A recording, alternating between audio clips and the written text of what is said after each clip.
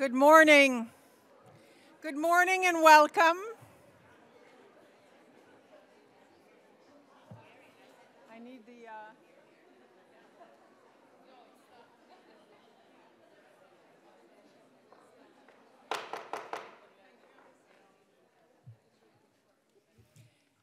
With the gavel, the meeting begins. Good morning and welcome.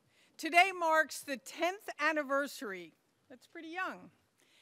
But it's 10 years of the establishment of the Mandate on Sexual Violence in Conflict, an event co-sponsored by the Office of the Special Representative of the Secretary General on Sexual Violence in Conflict and the Permanent Mission of the Republic of South Africa to the United Nations, the current President of the Security Council. The video you have been watching is the art exhibition launched to mark the 10-year anniversary of the mandate called Sexual Violence in Conflict, Youth Speaks Out Through the Arts.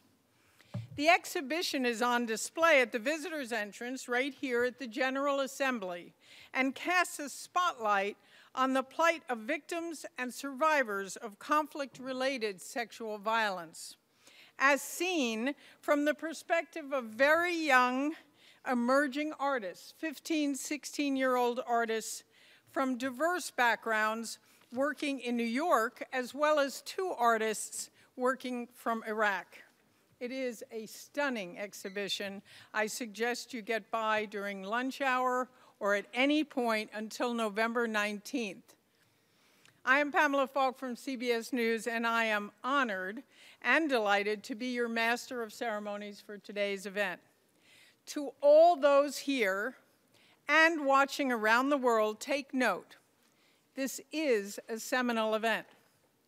That's because 10 years ago, the UN Security Council unanimously adopted a resolution calling for a special representative to provide leadership to address sexual violence in conflict and to coordinate agencies in the UN system. The intervening decades, since that time, there has been a dramatic shift in the treatment of conflict-related sexual violence, which is now understood as a threat to individual and collective security and an impediment to the restoration of peace.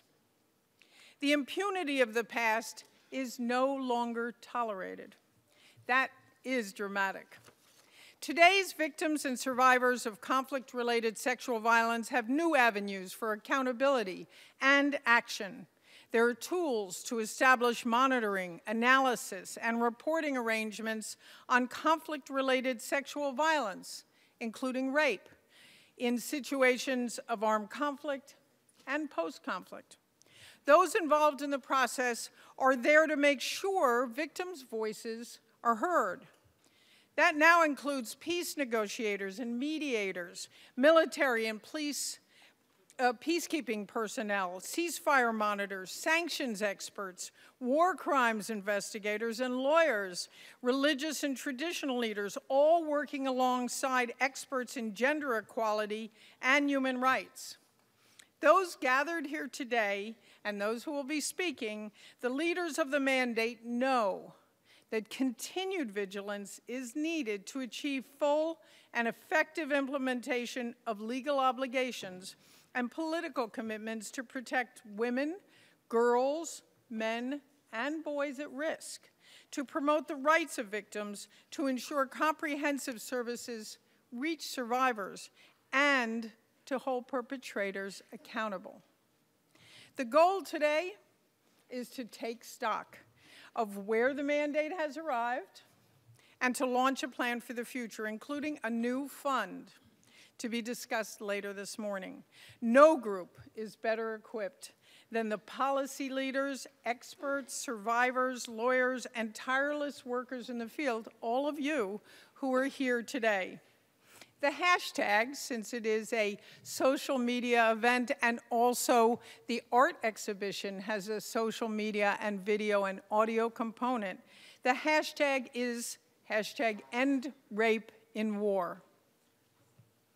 One note is that you please turn off your cell phones during the meeting, but join us in passing along the message on social media.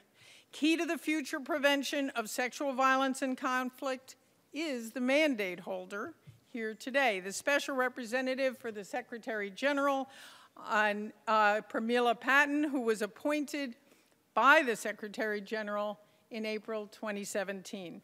Join me in welcoming Undersecretary General Patten, who we invite to deliver the statements from the lectern.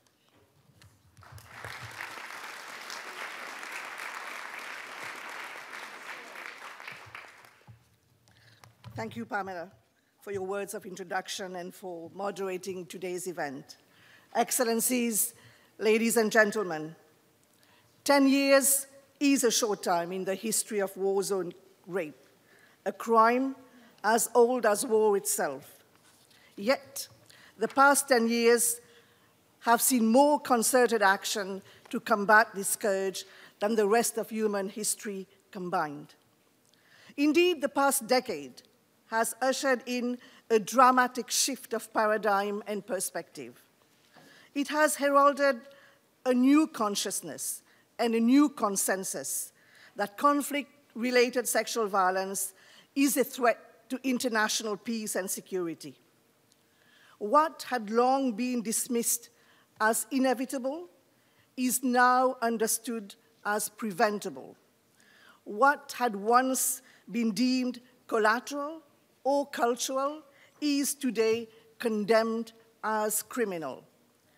The understanding that sexual violence is often commanded, committed, or condoned as a means of pursuing the military and ideological aims of armed groups has generated new strategic approaches to fighting back. It has prompted political as well as humanitarian solutions.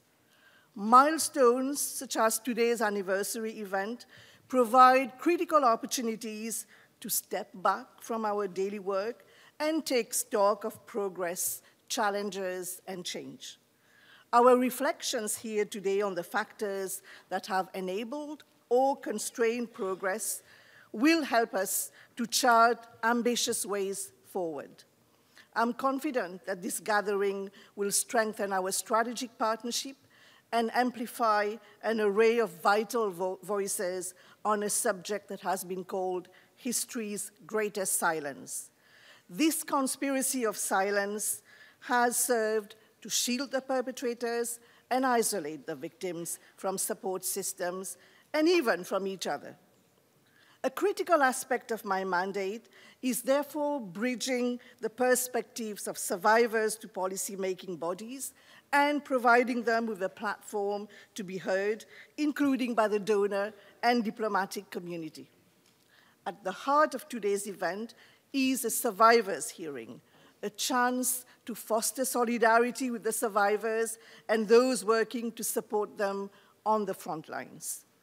Our greatest models of political courage are often those who have the least access to power and resources and face the highest risk.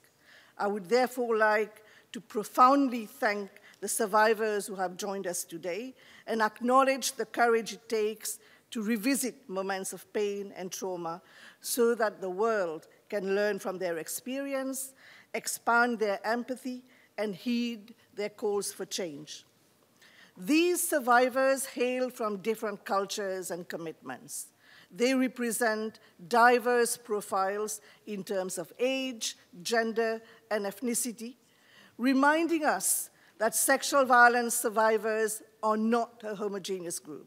They include male victims who may be overlooked due to stereotypical assumptions about masculine invulnerability, detainees sexually abused during interrogation in order to coerce confessions and destroy morale, rural women, indigenous women, human rights defenders, and journalists, children born of wartime rape who are often shunned as bad blood or children of the enemy, placing them at a heightened risk of abandonment, indigence, and exploitation. forced wives and captives of terrorist and violent extremist groups who are often viewed as affiliates rather than victims, refugees and LGBTI individuals who face the risk of further persecution and in some cases prosecution for simply daring to report their case.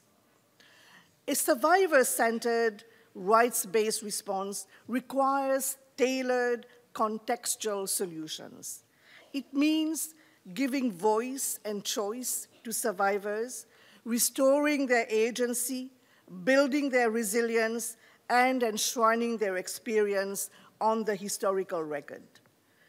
Solidarity and empathy must lead to action. This is why today's event will also mark the official launch of the new Global Fund for Survivors.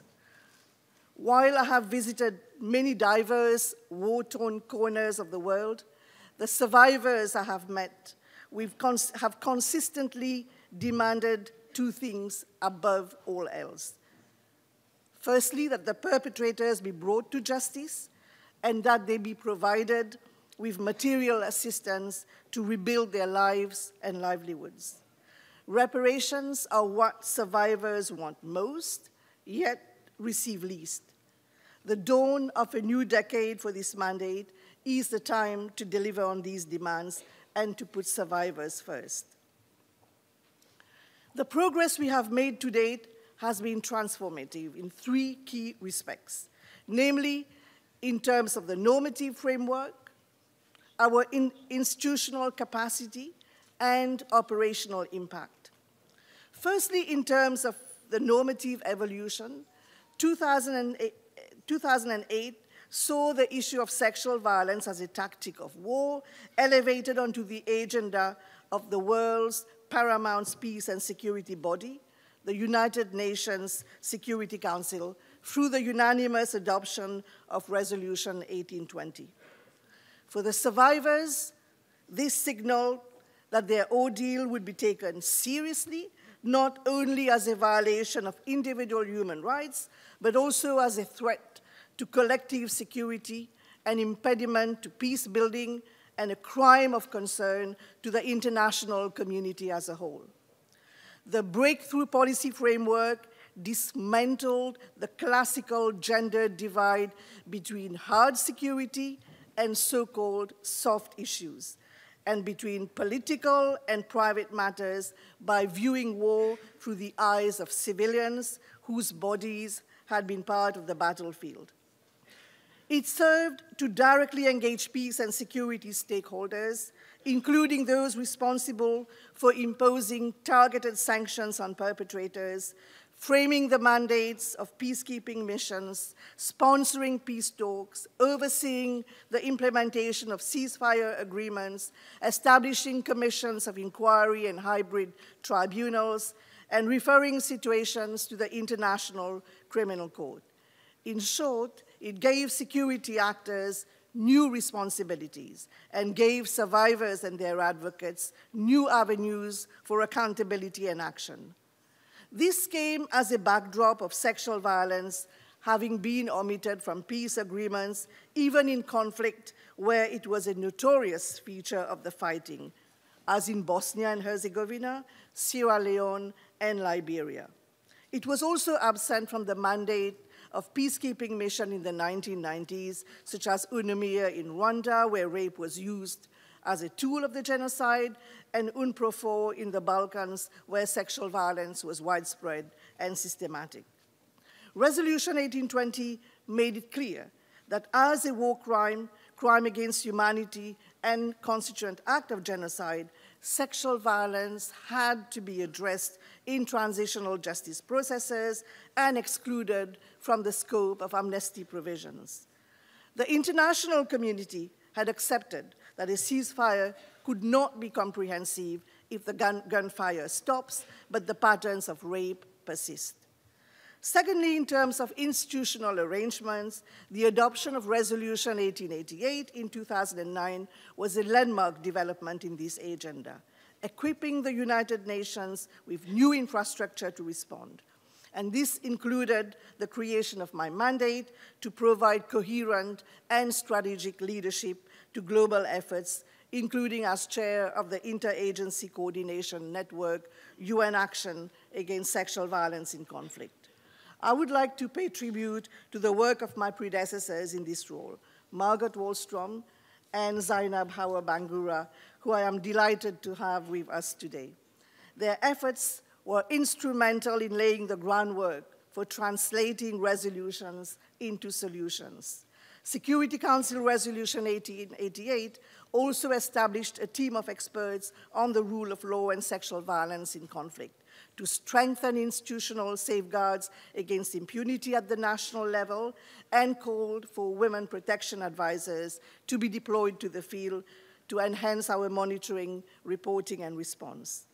Subsequent resolutions have authorized specific monitoring, analysis, and reporting arrangements at country level as part of a system to deepen the evidence base for action and to increase the pressure on parties to comply with international norms by listing or naming and shaming those credibly suspected of abuse. They have emphasized the need for early warning and prevention, and to combat sexual violence employed as a tactic of terrorism, including in the context of human trafficking. Most recently, Resolution 2467, adopted in April of this year, calls for a holistic, survivor-centered approach to inform all prevention and response measures. Turning to the question of the operational impact, the United Nations system is today reaching and supporting thousands of survivors who had once been invisible and inaccessible.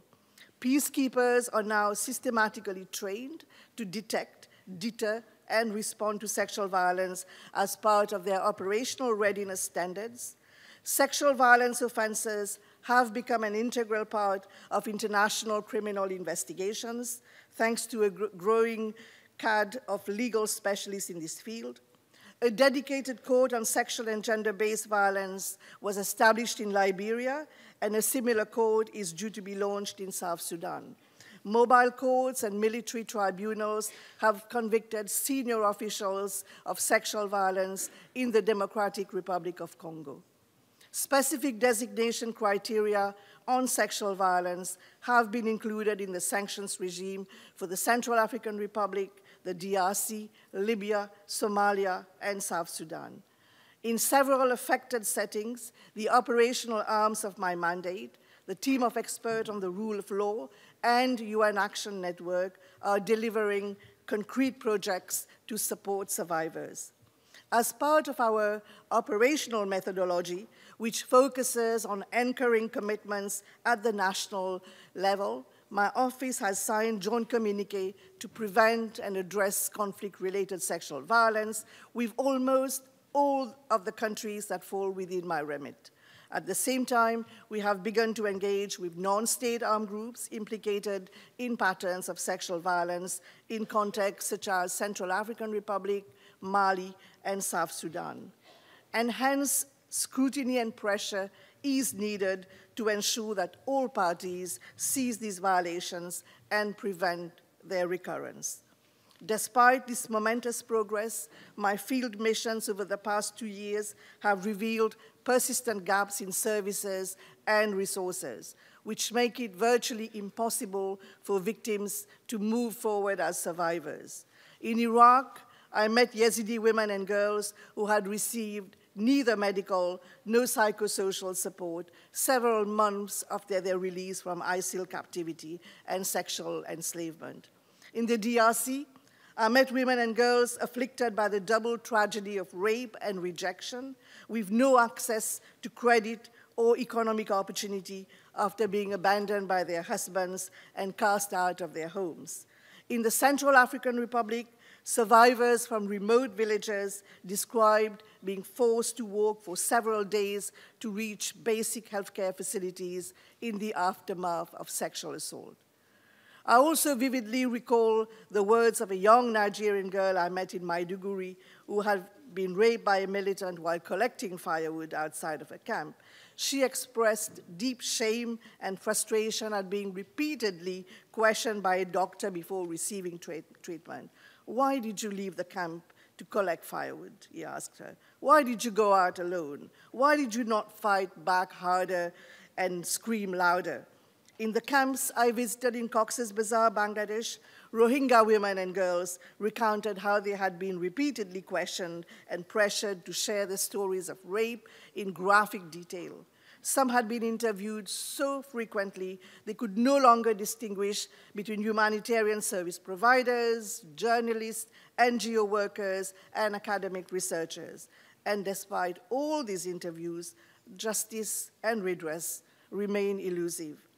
Ladies and gentlemen, beyond the walls of our conference rooms, in towns and villages where war has broken out and law has broken down, sexual violence remains a cruel tactic of torture, terror, and political repression used to signal that nothing is sacred and no one is safe. The response continues to be painfully slow.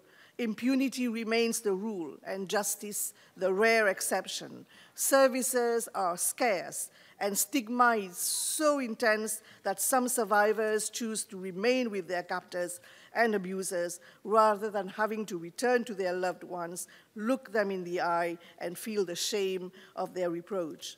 Security policy is still a male-dominated domain despite clear and compelling evidence linking gender equality with peace.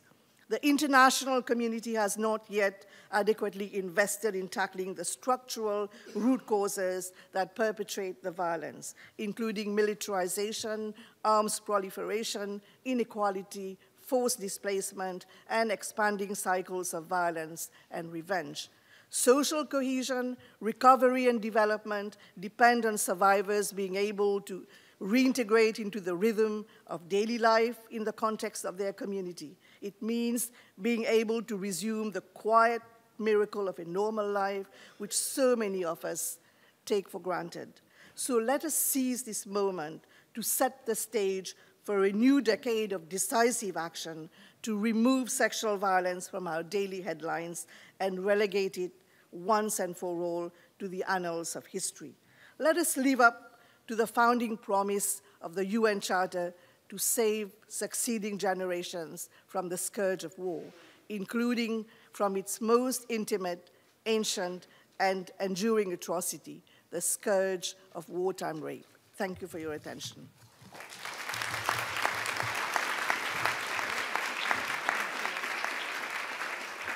I thank the Secretary General, the Special Representative, the Secretary General for sexual violence. It has been such an incredible trajectory of 10 years, and you've come a long way and a long way to go. And I'd like to now invite to the lectern the Deputy Secretary General, Amina Mohammed, a tireless worker on all of these issues, including on the voices of survivors. Deputy Secretary General, you have the floor. Thank you very much, and thank you, Pramila, for that incredible statement that reminds us why we do what we do every day to try to bring an end to this scourge. But excellencies and special recognition to Margaret Wallstrom and Zainab Bangura, on whose shoulders we stand with this mandate, distinguished guests, colleagues, friends. It really is truly an honor to be with you here commemorating the 10th anniversary of the establishment of the mandate on sexual violence in conflict. Sexual violence in conflict has been called history's greatest silence, the least reported, the least condemned. The creation of this mandate a decade ago reflected the UN's commitment to highlight, prevent, and seek justice for this crime. It also sent a clear message that the sexual violence that happens during times of upheaval and conflict is not the inevitable collateral of war, but a horrific violation of human rights and international law. In the past decade, the United Nations has responded to the demands of victims and survivors by creating a global normative framework and a set of institutional arrangements, including the Security Council resolutions, investigative mechanisms, reporting frameworks, and the Office of the Special Representative of the Secretary General. Since Special Representative Patton took office in 2017, she has made a survivor-centered approach a main priority of her mandate.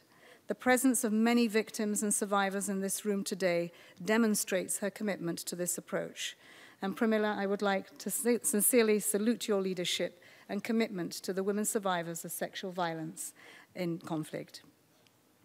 Excellencies, distinguished guests, over the past 2 years, together with Special Representative Patton and other heads of UN agencies, I've had the privilege of undertaking a series of solidarity missions with the African Union on women, peace, security, and development. And I'd like to recognize again Binta Diop here, our Special Representative from the AU. We have visited countries and regions where the challenges are especially acute, including Nigeria, the Democratic Republic of Congo, South Sudan, the Sahel, Afghanistan, and just this past week, the Horn of Africa, including Somalia, Eritrea, Ethiopia, Djibouti, and Sudan. Through many of my meetings with survivors in many of these countries, I heard directly the profound consequences of sexual violence. The cost to individuals, families, communities, and the social fabric is horrifying. And sadly, it carries through to the next generations. In my own country, Nigeria, I've witnessed in ways in which women and girls are targeted for abduction, forced marriage, and sexual abuse by Boko Haram. This is not unique to Nigeria. Sexual violence has been a recurrent feature of recruitment by terrorist groups, who may promise marriage and sexual slaves to young men, treat women as the spoils of war, and in some contexts use trafficking and sexual slavery as a form of revenue. These young women and girls are often failed by the justice system, but equally by the lack of services and support and reintegration options. In South Sudan, we met with women who, when they left the relative safety of their refugee or IDP camps to fetch wood and water for their families, knew they were at high risk of being raped, but had to weigh the alternative. If their male family members were to leave the camps, they would be killed. This is not a choice that any woman should have to make ever. In the Horn of Africa, we met women escaping conflicts who were then abused or trafficked while fleeing. In the face of these horrific stories, I'm left with the same question I'm sure each of you has.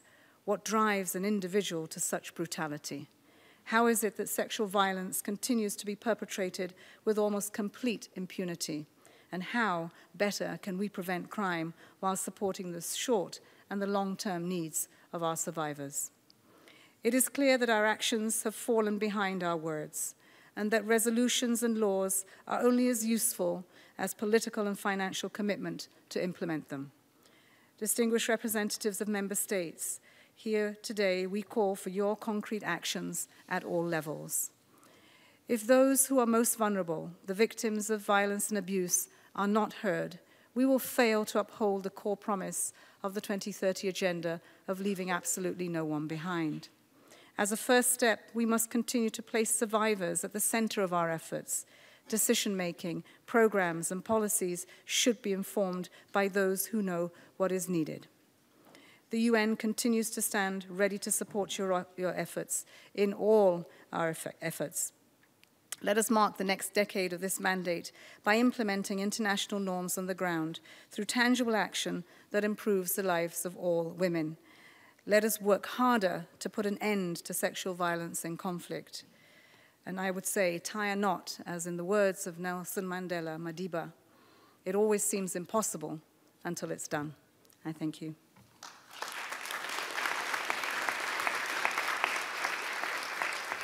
I would like to thank the DSG, as we say here, the Deputy Secretary General Mohammed, for her inspired words. And I now would like, with great honor, to introduce Her Excellency, the Minister Pandor of South Africa, the Minister of International Relations and Cooperation of South Africa, Dr. Naledi Pandor, will speak to the perspectives as co-host, President of the UN Security Council for the month of October, Madam President, and contributor to UN peacekeeping operations. Please join us at the lectern, Madam President, Madam Ambassador, Madam Minister.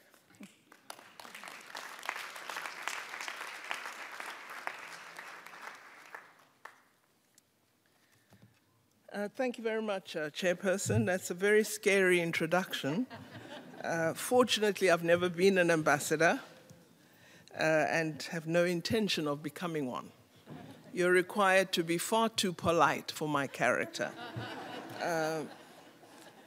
Let me thank the Special Representative and recognize her, Ms. Pramila Patton, for organizing this session, my colleague ministers, distinguished guests and representatives.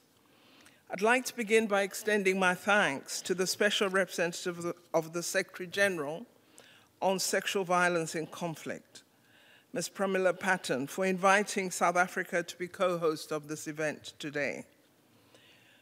We welcome to this occasion the diverse participants, and in particular, those who have been victims and survivors of sexual violence in conflict-affected countries. We believe our interactions today with the relevant role players will allow us to not only assess the achievements and challenges of the mandate given to the Special Representative, but to also receive first-hand information from practitioners working with those who have suffered the trauma of sexual violence in conflict, as well as the victims and survivors of these heinous acts. Sexual violence is not only peculiar to countries affected by conflict, but occurs in varying degrees in all countries, both developed as well as developing, those in conflict as well as those at peace. Even though my own country, South Africa, is not a country in conflict, we unfortunately have significant challenges of gender-based violence, in particular sexual violence. In our case, the most affected by these crimes are the most vulnerable: women, children, the elderly, the LGBTI community, and persons with varying disabilities. So we support the work of the Special Representative, as we know from our own post-apartheid context that the conflict and violence of apartheid increased the violence of toxic masculinity in our own country. Sexual violence is not a problem which can be addressed one-dimensionally. We need a multidimensional and multidisciplinary approach if we are to address this challenge through strengthening law enforcement mechanisms, promoting social cohesion, protecting and reaffirming the rights of victims and survivors, and providing support to those affected by violence. This means that in order to address this particular set of challenges, we need to involve a variety of sectors, both in the public as well as the private sector, as well as non-governmental and civil society organizations. I strongly agree with the Deputy Secretary General, Ms. Amina Mohammed, that one of the things we've got to look at is why do we continue to have this very serious problem? I think one of the areas in which we do need to give greater attention is that of research.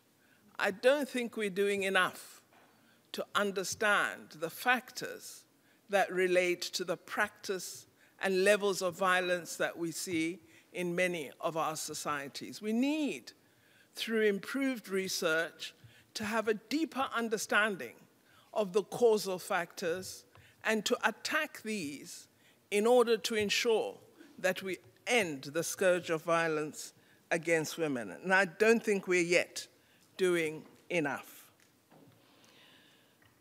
We have had, as South Africa, significant participation by our country in peacekeeping missions in different parts of the world, and in particular the African continent. And it has been most troubling that at the inception of our free South Africa's participation in peacekeeping efforts, some of our armed forces have been involved in violence, sexual violence, gender-based violence against those they are meant to protect. This has been a shame for our country, and we have had to pass appropriate legislation in order to be able to prosecute such individuals. But it is clear that if we deploy uniformed services in any parts of the world, we should not make an assumption that it is understood that those who serve are there to protect the weak and innocent. They must be trained to understand that they are there to protect. We have in South Africa now begun to pay much more attention to this notion of a multi-stakeholder approach. We're currently implementing our own emergency response action plan to deal with gender-based violence. Part of this plan includes behavior change interventions seeking to influence the conduct of men and boys, the implementation of training on victim-centric, survivor-focused services, particularly with a focus on police personnel, on public prosecutors, on the judiciary, particularly the magistracy who often handle these cases, and on policymakers in our parliament. We've also established a dedicated gender-based violence fund to serve as a rapid response support tool to assist survivors at the community level. Such interventions are necessary in contexts of peace and are urgently necessary in conflict situations. Distinguished guests, excellencies, on this, the 10th anniversary of the establishment of the mandate and office of the Special Representative, we would like as South Africa to commend and reiterate our support for the efforts of the United Nations and the Special Representative in particular on the efforts directed at ending sexual violence in armed conflict situations, and the work that has been done to ensure the full implementation of the measures for the prevention of and response to conflict-related sexual violence. We note the significant progress that has been made in the past 10 years in this area of work. Clearly, we also remain significantly concerned about the prevalence of incidents of conflict-related sexual violence perpetrated by both state and non-state actors, which ravage communities and destroy lives. We had a recent roundtable just this week where we were deliberating on the role of women in peacekeeping as members of either the armed forces or the police service. We have many women deployed in such offices. We brought some of these women to the United Nations to participate in a roundtable where we were discussing these matters.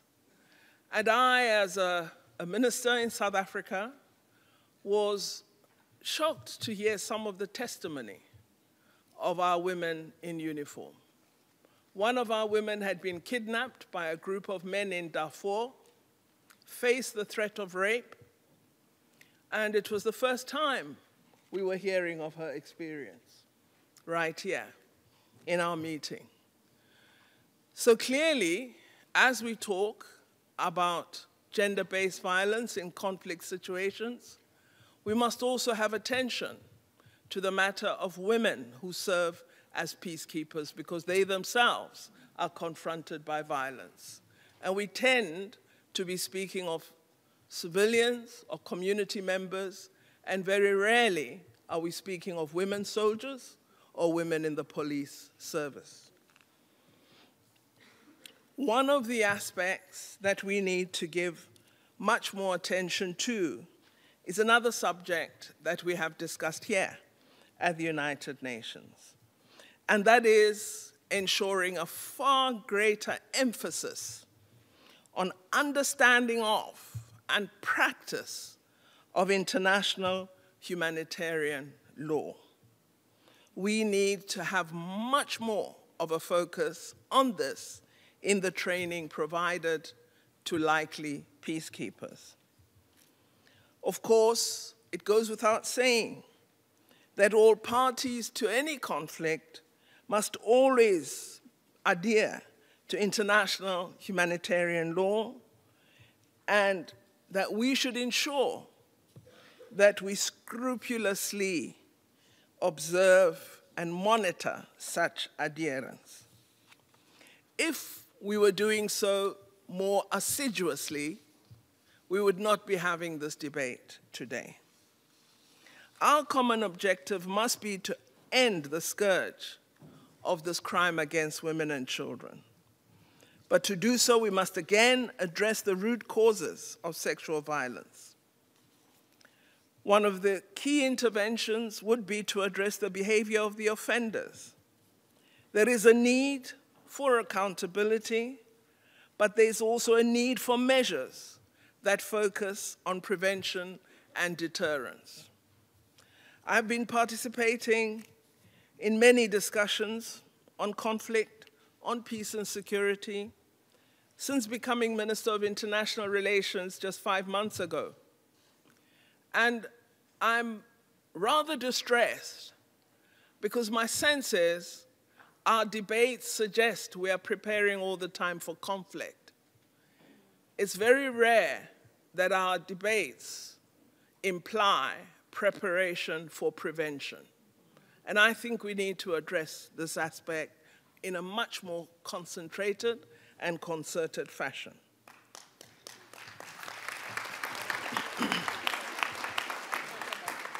Of course, as South Africa, we do believe that it is of utmost importance that perpetrators of sexual violence are held accountable for their crimes, even though in many situations, perpetrators remain unidentified. The reality is that we find in most countries in conflict or post-conflict situations, there are deep capacity constraints, weak public institutions, inadequate systems of justice that cannot cope with new and increasing demands. And it is rare for us, as we support peacekeeping, to establish judicial mechanisms to actually try cases of perpetrators. This is not usually part of the interventions that we put in place. We need to look at how we can strengthen such measures and how we might give greater capacity to institutions that should actually ensure we prosecute perpetrators. So I think then it is important that we develop far stronger partnerships globally, regionally, and nationally to assist countries in conflict in building capacity and strengthening their institutions, particularly security and social services, both to deal with the perpetrators and to provide the necessary support to victims and survivors. These countries, of course, must be required to demonstrate political will and a commitment to hold perpetrators to account in order to send a clear message of deterrence for would-be offenders. One of the effective measures taken in order to deter, and which is probably worthy of copying, is the prohibition of all state actors repeatedly listed in the Secretary General's reports on sexual violence in conflict and children in armed conflict from participating in UN peacekeeping operations. So again, as civil society, we need to be paying particular attention to the Secretary General's reports. And when we're aware that actors who are listed in the reports as being severe perpetrators, that they continue to be active in service, as civil society, we must stand and resist. It is imperative that we have implementation and application of the established measures across all regions and in all our country situations. We believe we've reached an era that is far more hopeful than any part in the past. But there are many more conflicts arising from country to country. And in each of them, women and children are the victims. The vulnerable and the marginalized continue to suffer. So it is clear that we, along with the special representative, have a great deal of work to do. And I think that the special representative and the Secretary General should become far better at telling us as member nations how we should assist in order to end this scourge. And we would welcome any tabling of assistance that would come before us. Thank you very much.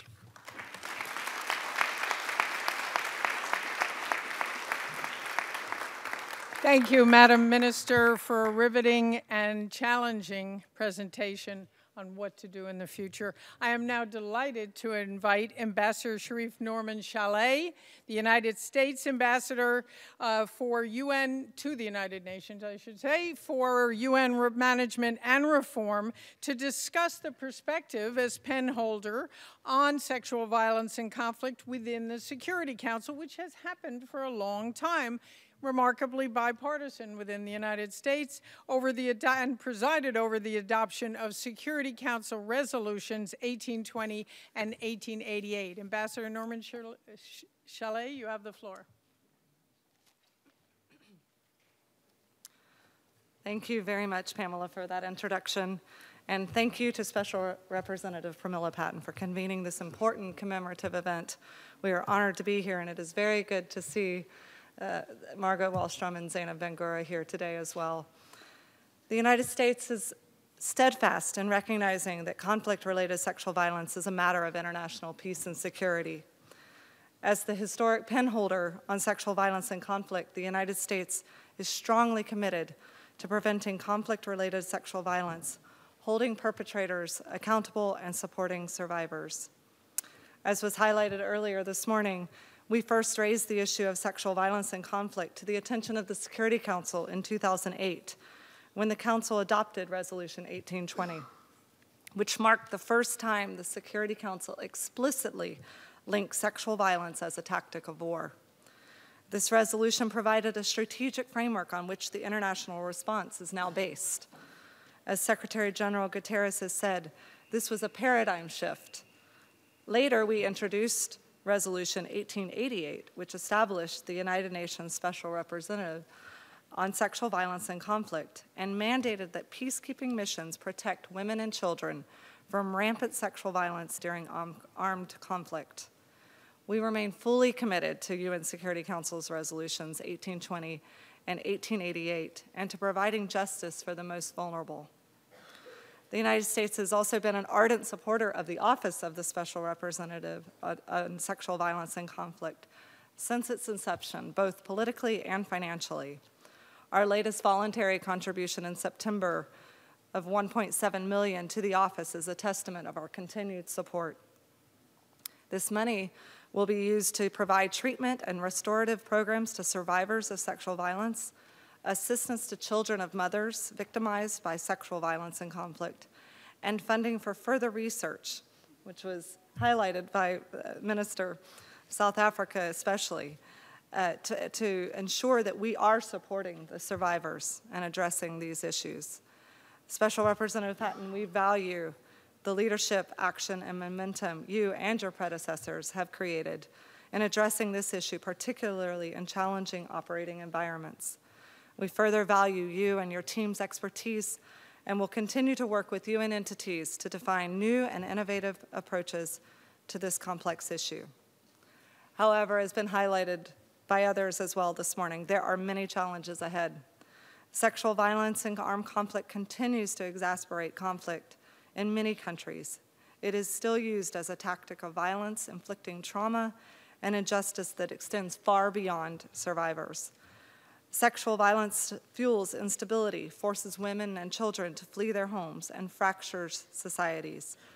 It is used alongside other forms of violence and abuse, such as torture, early and forced marriage, and sexual slavery. We must collectively do more to prevent sexual violence and to bring justice to the survivors.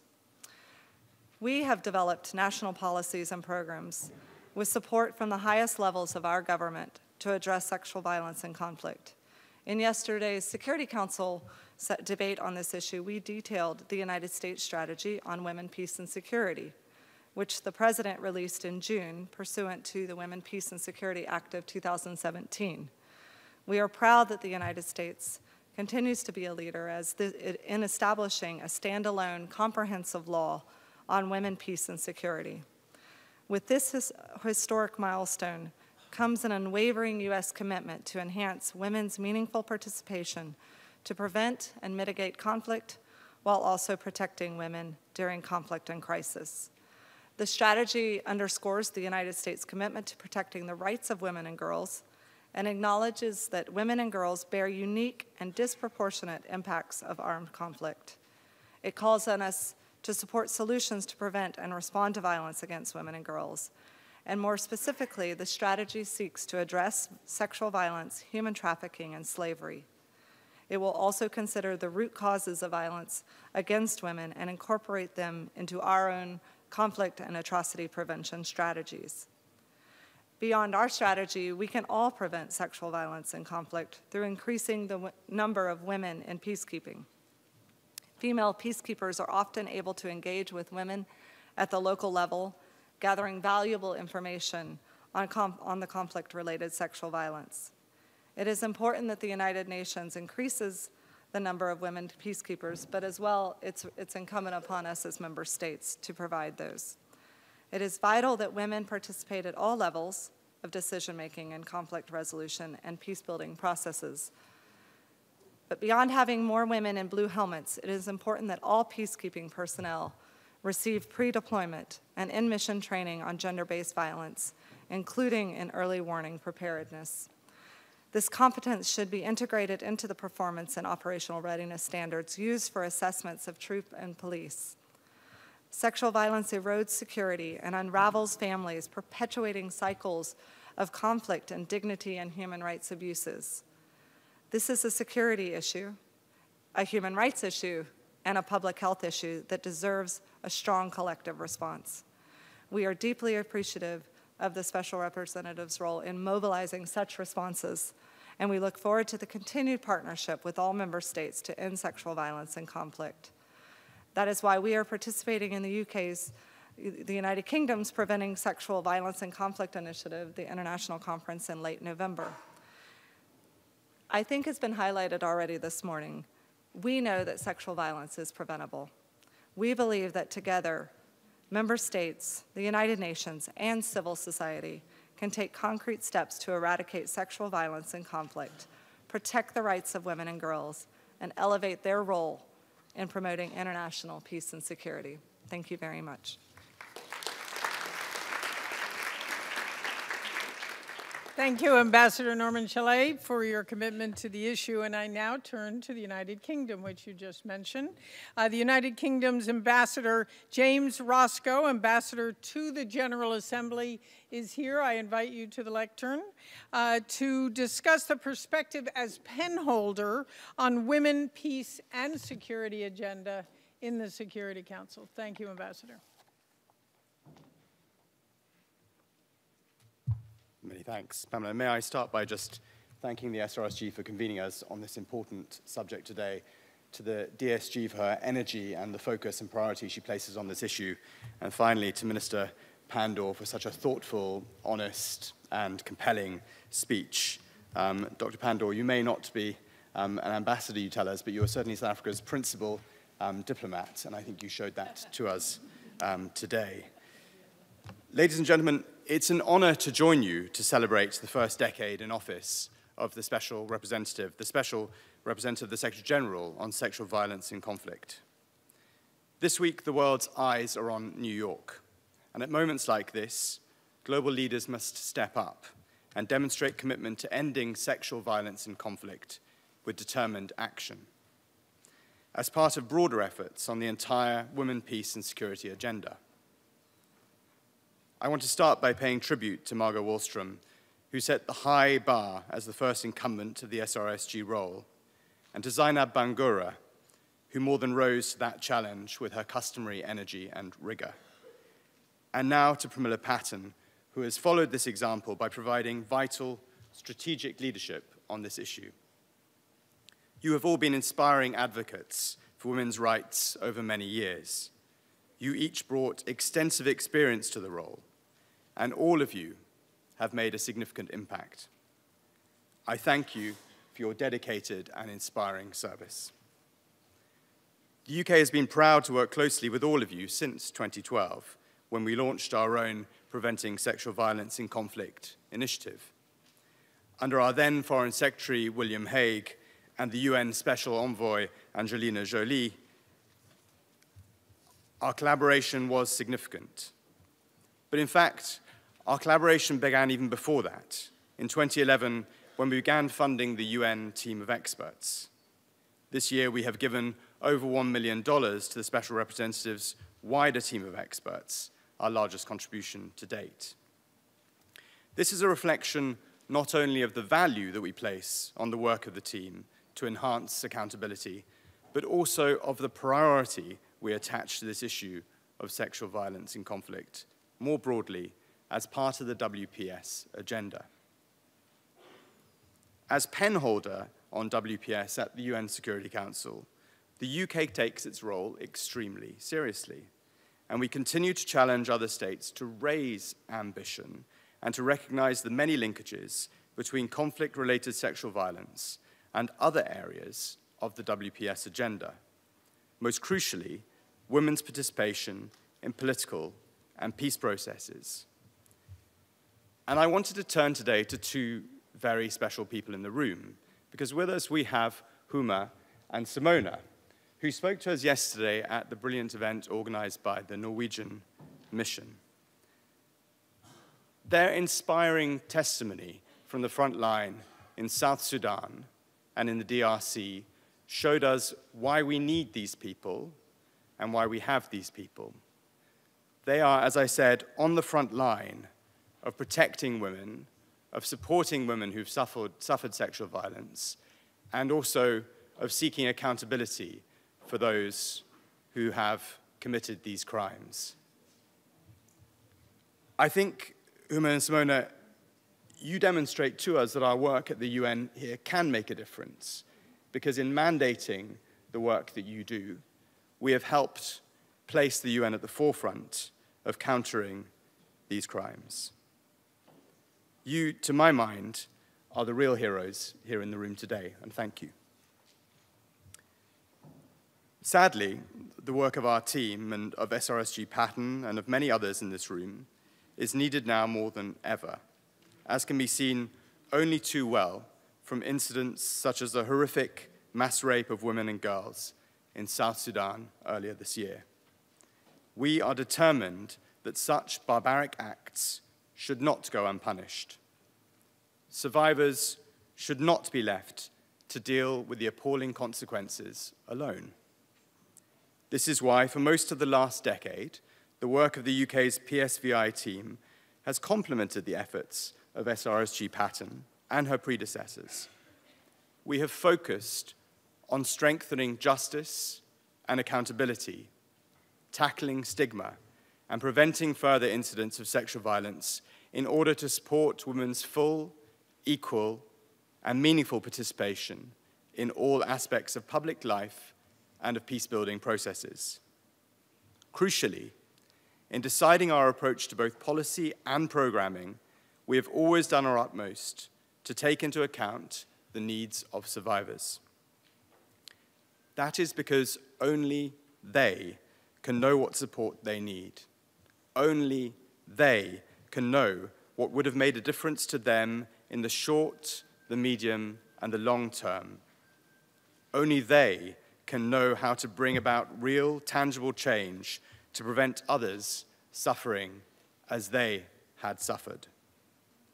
That is why, on the UN International Day for the Elimination of Sexual Violence in Conflict, the UK announced that we would appoint 2 PSVI survivor champions to ensure that survivors' voices are clearly heard in policy discussions. These champions will also play an important advisory role on safeguarding to ensure that we always engage sensitively with survivors. The UK is delighted to welcome Nadine Tunasi and Kolbasi Hawasu to these roles. And I am pleased to see Kolbasia here today. Welcome, Kolbasia.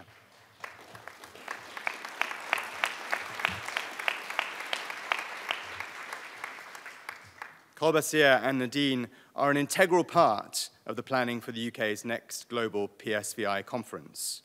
Its title, Time for Justice, Putting Survivors First, reflects both the need to galvanize further action and the fundamental importance of putting survivors first.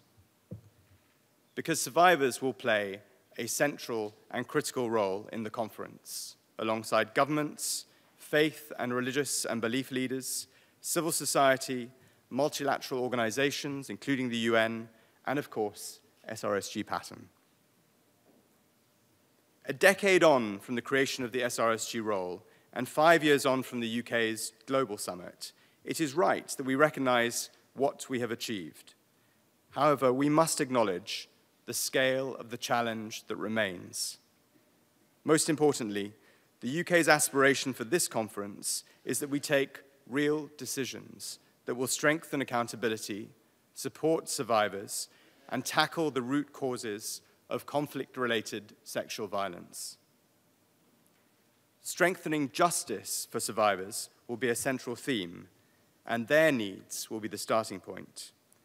However, we also know from our consultations that criminal justice is not the only form of justice that survivors seek. Restorative justice also really matters, but is often out of their reach. This is why the new Mukwege Foundation International Fund for Survivors of Conflict-Related Sexual Violence, launched by Dr. Mukwege today, is so important.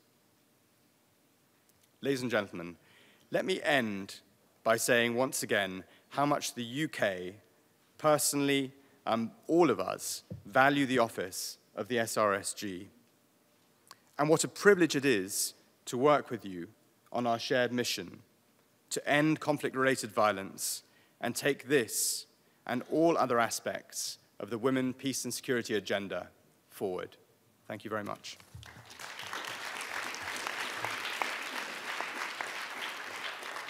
Thank you to UK Ambassador Roscoe for his comments. And in the last of this segment, before we hear from survivors, there's so much to do today, I would like to invite to the lectern Vice Minister Tae-ho Lee, Ministry of Foreign Affairs of the Republic of Korea. You coming around? Yes. Thank you. To discuss work on combating sexual violence in conflict, outcomes of the Seoul Conference on Action with Women and Peace Initiative. Mr. Minister. Thank you. Special Representative of Secretary General, Madam Patton, Your Excellency Minister Pendo, Deputy Secretary General Mohamed, Excellencies, distinguished participants, I feel privileged to be part of this special event marking the 10th anniversary of the mandate on sexual violence in conflict. It is indeed a great honor for the Republic of Korea to co-sponsor such an auspicious event. I would like to highly commend Madam Patton and the former SRSGs, Madam Wallström and Ms. Bangura, for their remarkable work aimed at ending conflict-related sexual violences and empowering victims and survivors to seek redress. Over the last decade, the SRSGs have worked so hard and achieved so much. First of all, the 7 follow-up resolutions to Resolution 1325, adopted over the past decade, became the key milestones for SRSGs. These resolutions have guided us in our journey toward the promotion of gender equality and the strengthening of the women's participation across the conflict cycle. Now we find ourselves obliged to be more focused on the full implementation of these resolutions and real changes in the field. The annual report of the Secretary General on sexual violence in conflict, another meaningful achievement of the SRSGs, continues to serve as a compass with which we can navigate the high seas of combating sexual violence and discrimination. I look forward to the recommendations in the reports being implemented more vigorously in the countries affected by conflict. In particular, preventing sexual violence requires the advancement of substantive gender equality before, during, and after conflicts. In this context, I would like to commend the SRSGs for continuing to cooperate closely with mechanisms for gender equality, including the Committee on the Elimination of Discrimination Against Women. The International Day for the Elimination of Sexual Violence in Conflict has become an opportunity to renew each year our commitment to put an end to conflict-related sexual violence. After all, remembering victims and honoring survivors of sexual violence in conflict should be an initial step toward addressing this critical issue. The observance of this day will enable us to further expand the partnership with civil societies that play a vital role in fighting against conflict-related sexual violences and ending the impunity thereof. Ladies and gentlemen, despite these achievements, sexual violence is still being committed like an endemic in conflicts and other fragile environments around the world. The SRSG has all the more important work to do to deal with this reality. The Republic of Korea has been a staunch supporter of the SRSG mandate since its creation 10 years ago. My country will continue to be committed to global efforts led by the SRSG to prevent sexual violence and support victims. It is against this backdrop that my government launched the initiative Action with Women and Peace, convening the first international conference in Seoul last July. Thank you, Madam Patton, Dr. Mukwege, and Madam Diop for participating in the conference and contributing to the successful launch of the initiative. The conference served as a platform to reaffirm the collective will of the international community to combat sexual violence in conflict. Stories of survivors and their recommendations for ensuring a survivor-centered approach were heard. The young generation's voices were brought to the fore to hear their creative and innovative solutions for the issue of conflict-related sexual violence. The Korean government wishes to keep up this momentum and plans to host the second international conference next year. I look forward toward the honor of welcoming you to the Conference on Action with Women and Peace in Seoul. In addition, as part of this Action with Women and Peace initiative, my government introduced humanitarian and empowerment projects that target women and girls in conflict situations in a few Asian and African countries. These projects are being carried out in close cooperation with international organizations such as the UNFPA and UNICEF. Ladies and gentlemen, the Republic of Korea also welcomes and strongly supports the launch of the Global Fund for survivors of conflict-related sexual violence. The creation of this fund manifested the importance of the survivor-centered approach, which was persistently emphasized by Dr. Mukwege, Ms. Murad, and Madam Patton. No doubt, the fund will help rebuild the lives of thousands of survivors of sexual violence through reparation. Korea is now working on a financial contribution to make to the fund. In conclusion, I would like to once again thank Madam Patton and her predecessors for their great work done over the past decade. I hope that today's event will serve as a meaningful opportunity to gather collective wisdom to build our tasks for the next 10 years. Thank you very much.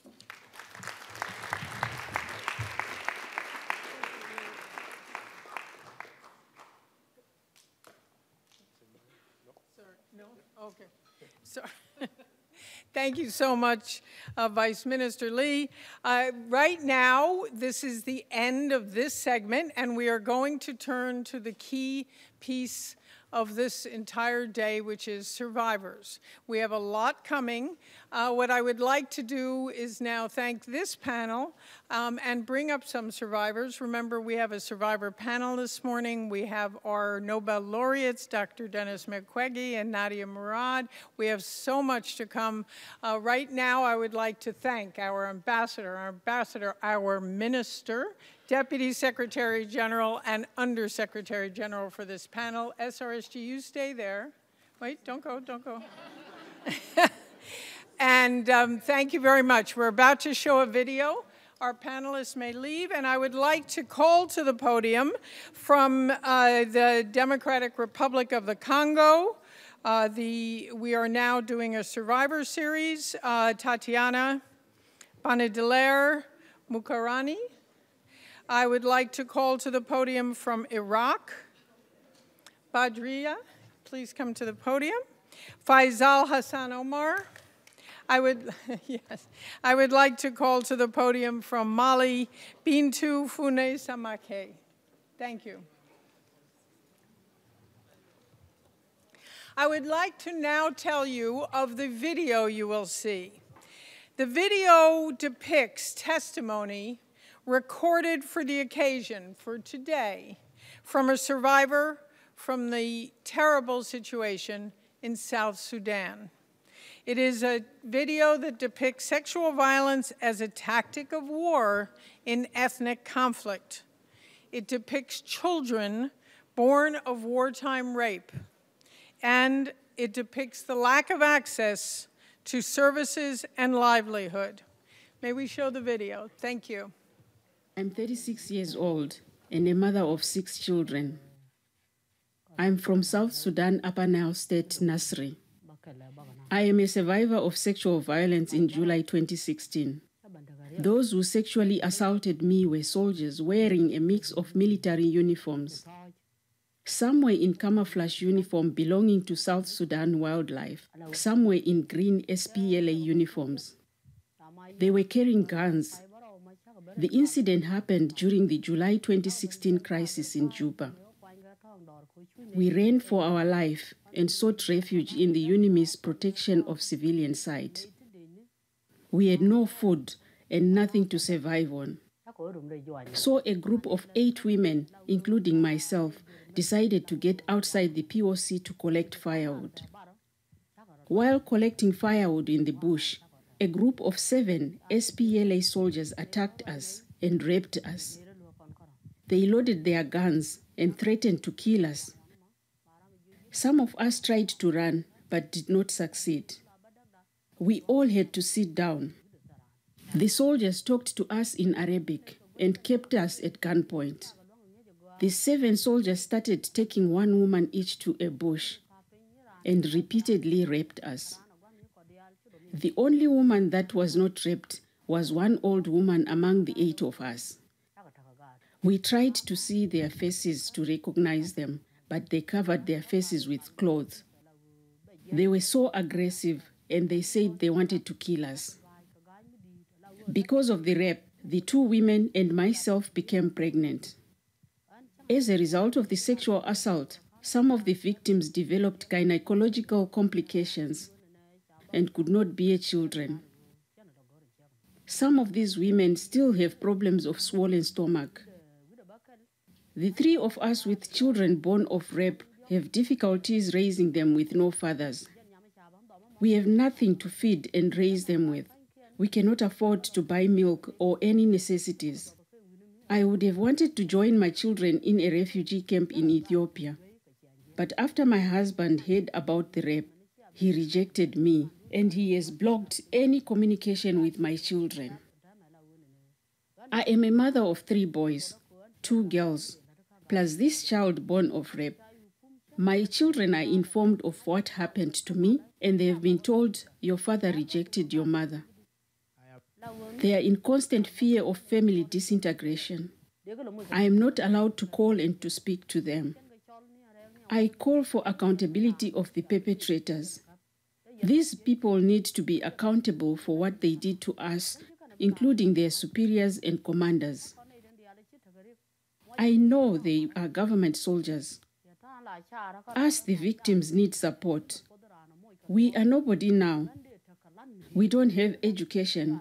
We have been rejected since most of us are no longer welcomed by our husbands. No means of survival. No means for livelihood. I aspire to work and earn some income. My husband blames me for what happened, and I constantly feel shame. I am going to get old with access to only this child born out of rape. My life is just meaningless. My message to the Security Council is that people in South Sudan have been in crisis for more than 5 years now. Didn't you hear of all these issues that are happening to us, especially the women of South Sudan? I am here informing you that there are a lot of victims of sexual violence. Not only me, but a lot of women can testify. My appeal to the UN Security Council is this. We need immediate support for the victims of sexual violence. Support to hold the perpetrators accountable. Also put a tangible pressure so that the crisis is settled in a peaceful way. A lot of people are suffering, and some have mental problems. If I am still alive, I would like to testify in front of a court, be it in South Sudan or outside South Sudan. We are getting tired and exhausted because we speak about what happened to us, but there is no immediate help. People are talking about peace coming to South Sudan. In case the peace process collapses, sexual violence against women will happen again. Lack of peace will mean that all of us will die.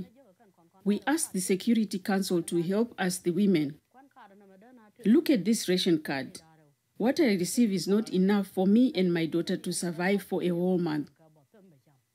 Some humanitarian agencies visited my tent and saw how I live. I live on the grace of neighbors who give food for me and my daughter.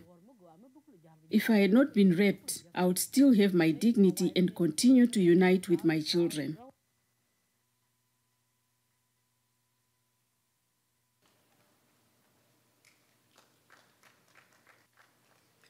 Right. What can one say? It's riveting, and these are bold women. So I now would like to turn to more testimony from a survivor from the Democratic Republic of the Congo, Ms. Tatiana Bandalier Ukanire, who will discuss the links between economic security and physical security, meaning livelihood support and access to microcredit. Tatiana, you have the floor. You can stay at the podium.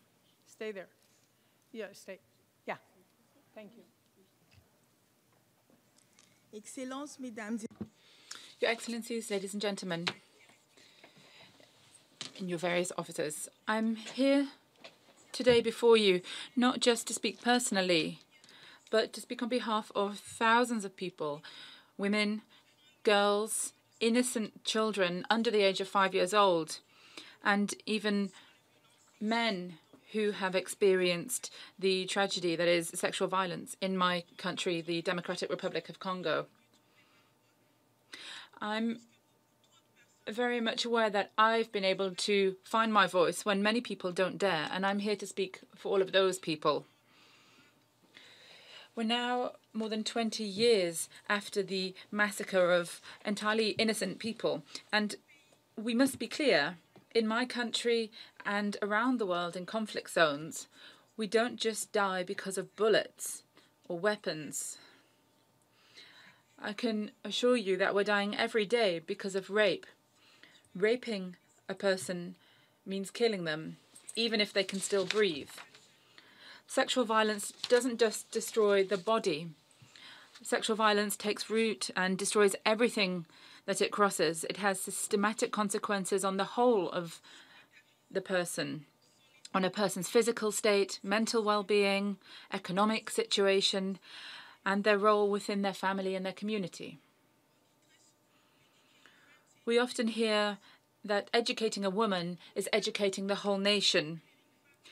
Have we also understood, however, that destroying a woman means destroying the whole community? When a woman is victim of sexual violence, when this affects their physical abilities, there is also an economic impact on her family and the community.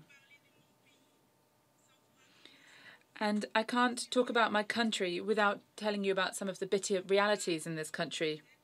I'd like to talk to you about Giselle, whose life has been a nightmare since she was first raped at the age of 13. She went to a wedding with her family in Bunyakiri, and when she went to get water from the river, her friends and her were raped. She said to me, "I was raped by so many men that I couldn't even count them all." Since then, she has experienced a paralysis. 1 month later, her family and her realized she was pregnant. A baby boy was born after the rape. 3 years later, Giselle was raped again, and she had a second child as a result of this rape. These are 2 of the thousands of innocent children who are not accepted by their communities. 3 weeks after that, when I was working as a member of SEMA, the Global Survivors Network, I met Florence, who was only 15 years old. Florence lives 20 kilometers away from Mikelai in the central Kasai. She was raped at the age of 12 by armed men who then killed her parents. And she's experiencing a double discrimination today. She can't study because of her poverty, and she's also overcome by a deep fear that never leaves her. She imagines that at any time she might be forced to turn to prostitution like many other girls of her age who are victims of these atrocities and have no options or means available to them. Florence and Giselle are just 2 examples amongst thousands of others. War is continuing to ravage our health and our communities. For 20 years now, we've been hearing promises to put an end to war, promises that victims will be recognized, promises that the perpetrators will be arrested and sentenced, the promises that children born of rape will receive support, promises that women will be able to get their dignity back and get back to their lives. But in your opinion, what do these victims really need? I can promise you that they're not looking for pity. What they need is for these promises to become reality. They need to be assured that these are not just fine words. If they remain just fine words, then this is an additional injury that will be inflicted on them. So I ask you, who can claim that they know what we need without listening to us? There aren't enough medical centres to provide post-rape assistance. The costs are too high for most victims. And just getting to the medical centre sometimes requires hours of walking through very dangerous areas. Survivors need to be able to rebuild. First of all, they need competent doctors who they can afford and also to receive psychosocial support and legal support. That's what a genuinely holistic approach means. Also, equally importantly, they have to be able to reintegrate into their societies. And that requires access to the right tools to ensure that they can become economically independent. For a survivor of sexual violence, economic security is a priority after their physical security and psychological health have stabilized. Economic security will not be viable until survivors receive real support and a holistic approach that fits their needs. What kind of life are they going to live without a roof over their heads or without being able to meet the basic needs of their families? Now, that might seem obvious, finding economic activity, but if you're going to carry out any activity, you have to feel security. For me, physical security doesn't mean security for the individual, but for the community. And security is not part of day-to-day life for thousands of women and girls that I'm here representing today. And it's not part of my day-to-day life either. That's why I would urge the Congolese state to create some kind of justice mechanism that will be functional and effective, that will put an end to impunity and to break the cycle of violence that is doing so much damage to the whole of society. We still don't have that.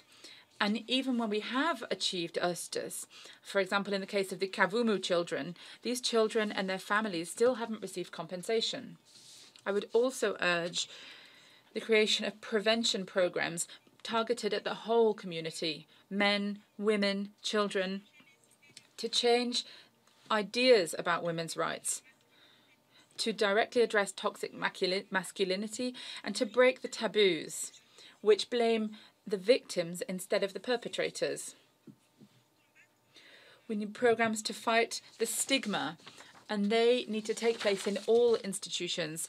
Schools, of course, but also with judges and lawyers, police, medical centres, to raise awareness amongst the people who are going to come into first contact with victims. And to member states, I would urge more widespread access to an effective compensation system, such as the Global Fund, which will be able to provide real support and access to activities that can help to generate income, to ensure that survivors can become independent once again, and to become independent through compensation and to ensure that they have physical security. This will all help them heal and help their families and communities heal. If you don't listen to the voices of survivors and create convenient and sustainable solutions, then there will be no peace and there will be more and more new victims. Without justice, there will always be new victims, and there will be no peace for survivors. It's been 10 years now since the international community created a UN mandate on sexual violence in conflict. It's time for promises made under this mandate to be translated into acts, for Giselle, for Florence, and for so many others. Thank you very much.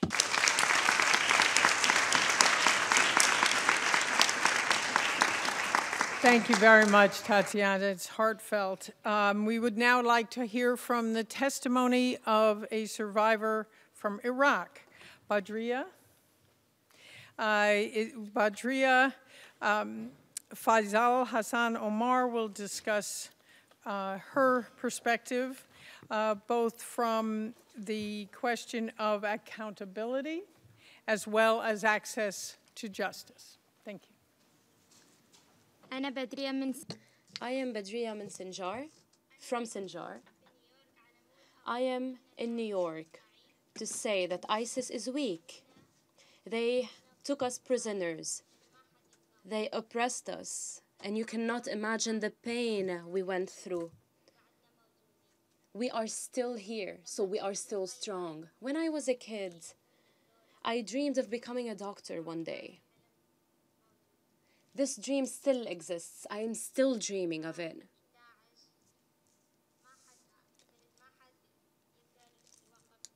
Nobody can stop me, not even ISIS. When I was 14, I was kidnapped by ISIS. I was separated from my family.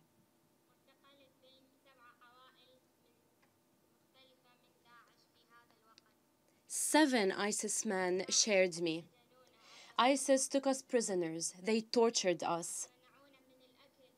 They prevented us from drinking and eating. They separated us from our families for 3 long years.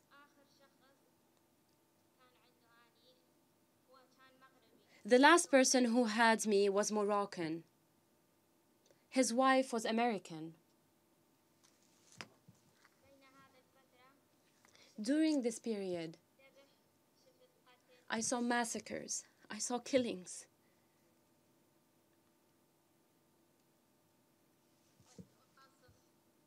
I saw shelling. And I went to the hospital. I saw parts of corpses of men having been killed. This was the best day to see ISIS men being killed, because I felt that it is possible to be liberated.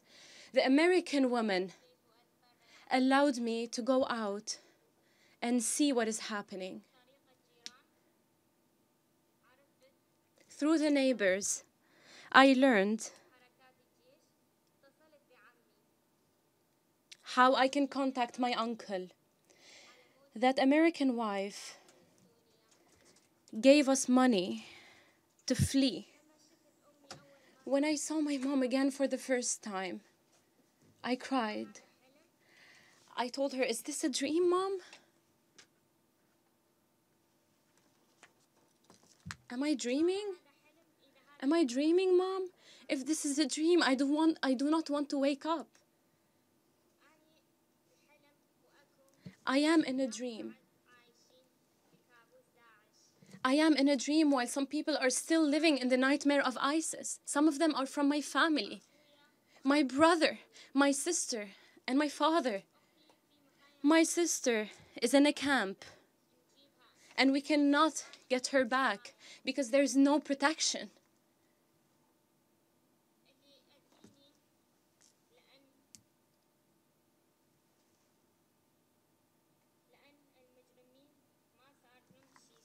Those criminals were not held accountable. This is very hurtful. I described their faces. I gave their names.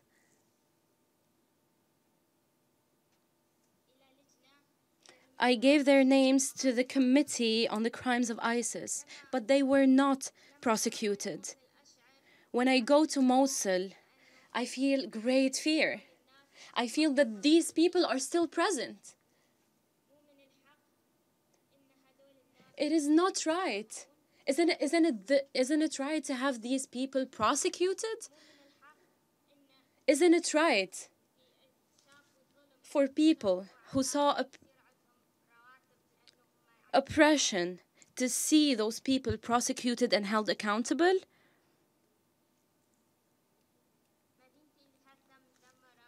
My city was destroyed. There are no services. The services provided are from NGOs and organizations.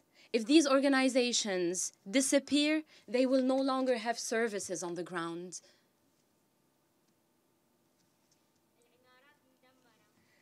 Our buildings were destroyed. Nobody built them again.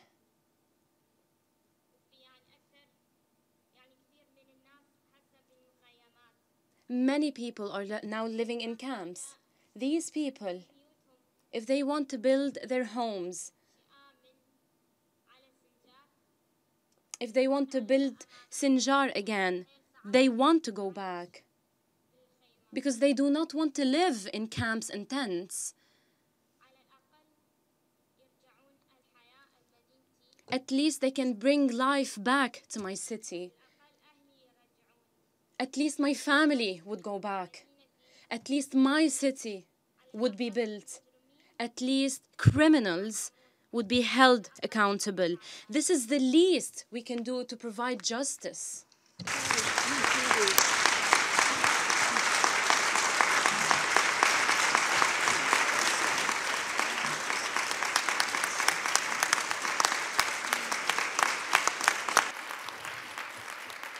Badira, you have incredible strength. Can I have another stand up or a round, please?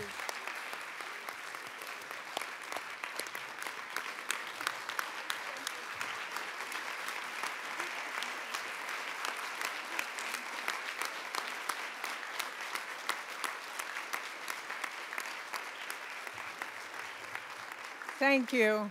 And thank you. What you have It's very important. You're an incredibly courageous young woman. We now turn to another survivor from Mali, Bintou Foné Samake, who is delivering her statement on behalf of Fatoumata Cissé, a survivor from Mali. The idea here is to focus on violent extremism, sexual violence as a tactic in terrorism.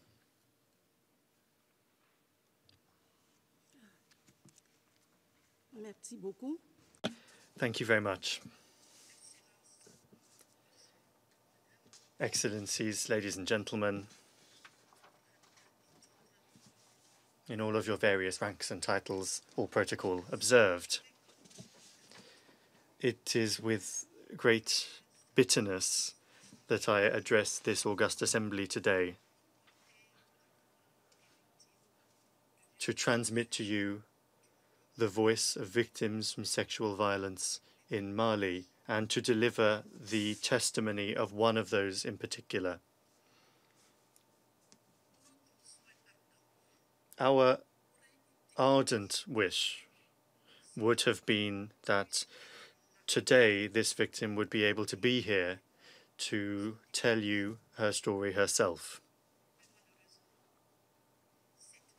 But unfortunately, that victim did not have access to this rare manna in the form of an American visa. And today, she was asked to provide guarantees. What guarantees can this poor woman give on top of those provided by the United Nations system? Now, she is asking many questions that I am not able to answer. The questions that she is asking me and that I am unable to answer include, do the Americans not believe that I was raped? Are they hand in glove with our rapists?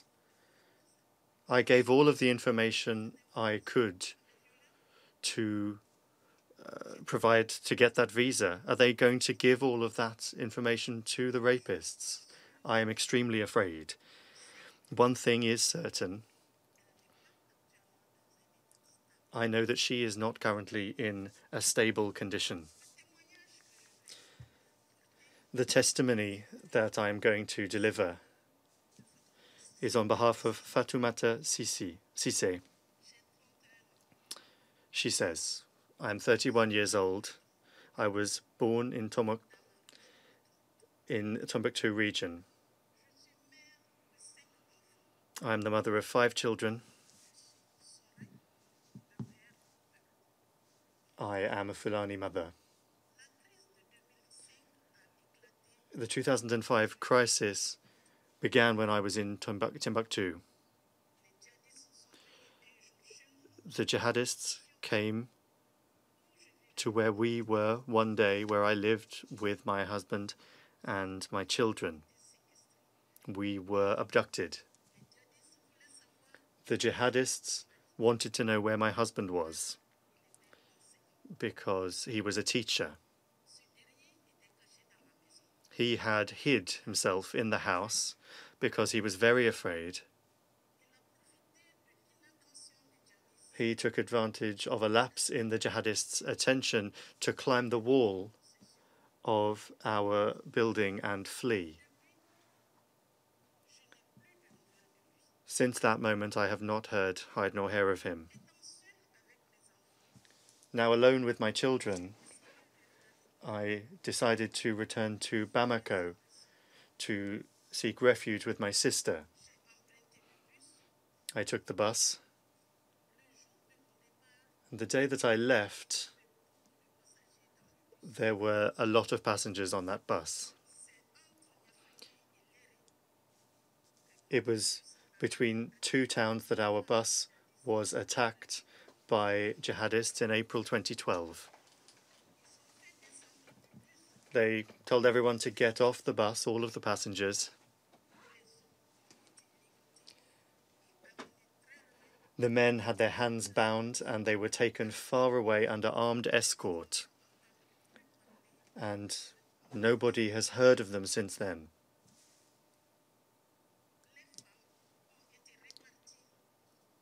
The women were divided up among the different jihadist groups that had attacked the bus. I had a 4-month-old boy with me. They took him away. The jihadists then forced me into a vehicle accompanied by 2 motorcycles and took me to their base in the middle of the bush. I begged them with all of my strength to allow me to leave and find my child. They didn't let me. I was given to a jihadist who seemed to be the leader.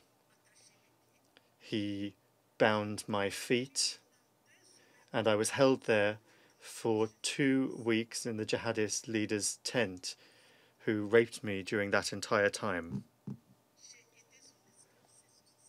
I was his sexual slave. After 15 days, they took me to the outskirts of the town of Gunam, gave me 15,000 francs to seek treatment. During the time I was in captivity, I noticed that the jihadist group prayed whenever a prayer was due, and they released my bindings as well so that I could pray with them. They spoke a dialect that I did not understand, and they communicated with me in French. Some of them spoke Tamashek, which I do understand. Often, the jihadists brought in women who were only 2 or 3, and they were also raped and then released.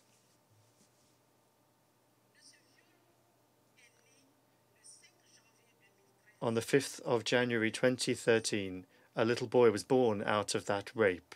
I did not want him. I hated him with all of the strength I had, and I refused to breastfeed him. I had tried traditional methods of abortion to end the pregnancy unsuccessfully. The boy was born in Bamako. I had managed by then to seek refuge with my sister. A kind person, a pastor, learned about my child's existence and agreed to take the child in to educate him. He rebaptized the child Jérôme. I'm a Muslim, and yet my son was baptized Jérôme. I was able to bear all of this pain, and this frustration, this suffering, and this hatred of life thanks to the support of a women's NGO, the Wildaf Mali, and the support of this pastor who wanted very much to take my child in. I was given legal, material, and psychological support. I now feel very bad in my own skin. I still suffer from nightmares and heart palpitations. All of the things that I have been prescribed aren't working. I submitted a complaint through the Wildaf Mali because I want justice to be done, because I have suffered so much. I wanted to ask you if you could to follow this procedure and produce this procedure for access to justice for victims of sexual violence. Bring safety and security to our roads, because many women are no longer able to move about in safety, and they are raped and continue to be raped. Women are living with shame. Support reintegration activities from NGOs by granting professional vocational training subsidies for victims so that they can get training to support their socioeconomic reintegration. Strengthen the psychological health rehabilitation of victims, and provide shelters for victims so that they can emerge from the suffering they face living with many other people. My children's father is still missing. I am trading here and there to survive, and I also rely on the charity of charitable organizations and my sponsors. What I want to do now is to get treatment and to be trained to work in a kindergarten. I have a lot of children and I want to devote the rest of my life to them. Thank you.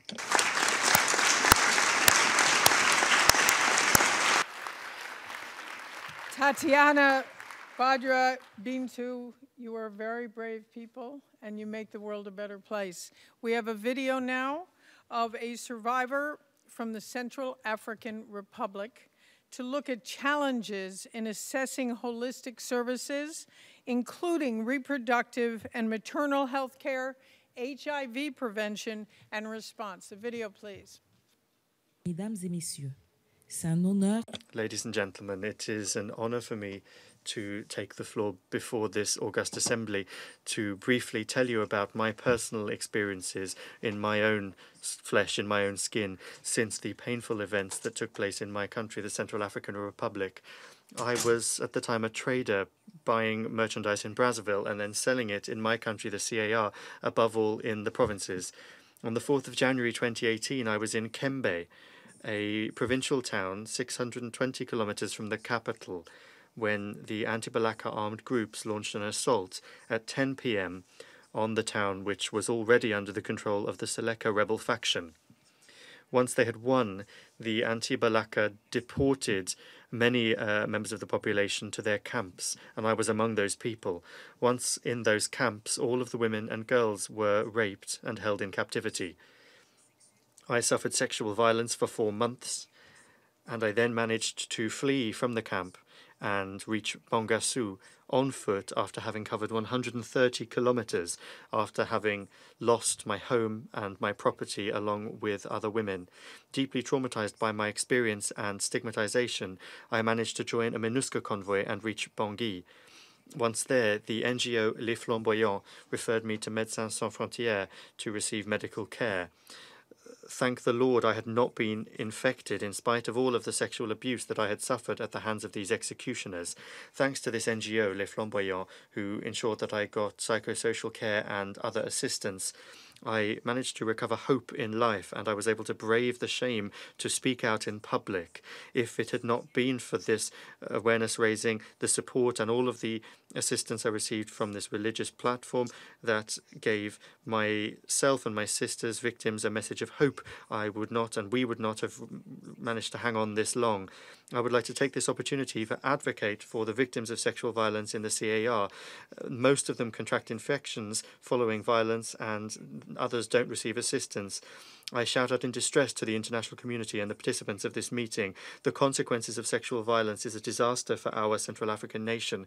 Allow me to draw your kind attention to the case of my country, which has the world record for the worst coverage of health infrastructure, which is a circumstance that makes the fight against HIV/AIDS all the harder, which incidentally has a prevalence rate of 3%. This crisis stands out from the other many military and political crises in my country in that rape has never been used as a weapon of war, and as well the things that go along with it, AIDS, sexually transmitted diseases and sexual violence, has never reached such a degree of barbarity, regardless of age, socio-professional category, or social status. I regret that I was not able to be with you today to bear a sad but real witness to what I personally suffered, but also the horrors and various traumas that my sisters in the Central African Republic are still experiencing today. I spare at the moment a sad thought for the women and men in the provinces of the Central African Republic outside the capital Bangui, because they do not have the preventive means that they need, including the early screening and appropriate care. HIV care faces many challenges. The main one of them is the availability of resources. Only the Global Fund to fight HIV/AIDS, tuberculosis and malaria has available resources that cover 38% of those who need antiretroviral treatment. That gap needs to be filled. Awareness-raising campaigns has helped to increase the number of beneficiaries, but without an increase in antiretrovirals. The Global Fund has suspended its purchase of screening tests for HIV, resulting in the closing of screening centres for HIV/AIDS. If there is a breakdown in the supply of antiretrovirals, then victims of sexual violence will be highly exposed, which leads me today to make a sincere appeal to you today to make the largest possible number of kits available as quickly as possible.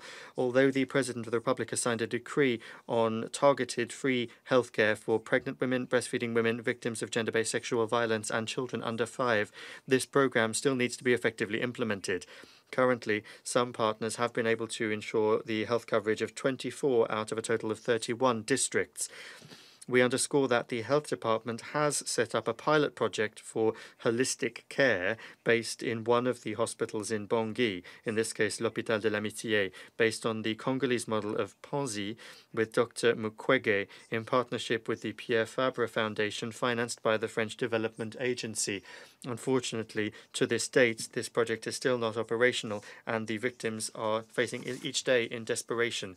And when we speak of the victims, they suffer twice over. Not only are those who brutalize them free, but they also continue to know that thousands of young girls and women are raped each day. The Truth, Justice, Reparation and Reconciliation Committee has been set up, but that is only modest progress at a time when the law on the criminalization of the intentional transmission of HIV/AIDS must be made much more strict. The criminal court has not sent a strong signal to us, the victims, and the special criminal court in the Central African Republic is not yet fully operational. What will become of us, the victims, ladies and gentlemen? Our feeling in the face of what could be a flagrant, glaring injustice is one of great pain. These brief reflections from me demonstrate the despair of victims in the Central African Republic, as well as the messages that I transmit to you, which are the following. They want the member states, including the Central African Republic, my country, to establish an appropriate mechanism and put pressure on governments so that the various different types of assistance through UNAIDS, for example, can actually and effectively reach the victims. They want all of the projects that have been set up to help them don't remain simply a dead letter, but that they become a reality as quickly as possible. They think that only solidarity among victims of sexual violence can further drive forward our struggle in all its dimensions. I beg you to help the government and the NGOs such as Les Flamboyants, which are helping and protecting victims with a full range of support. You will, in doing so, have helped to save lives. To conclude, let us not be divided, let us be united. Our struggle must be known to combat violence and to avoid the loss of our dignity. Thank you.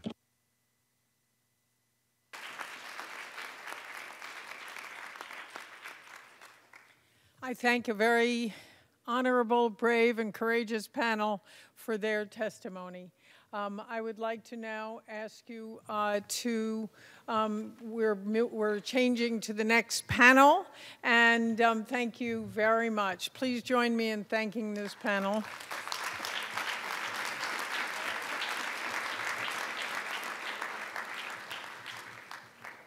And know you make a difference in this world. I now introduce, please do not leave, we have a lot coming.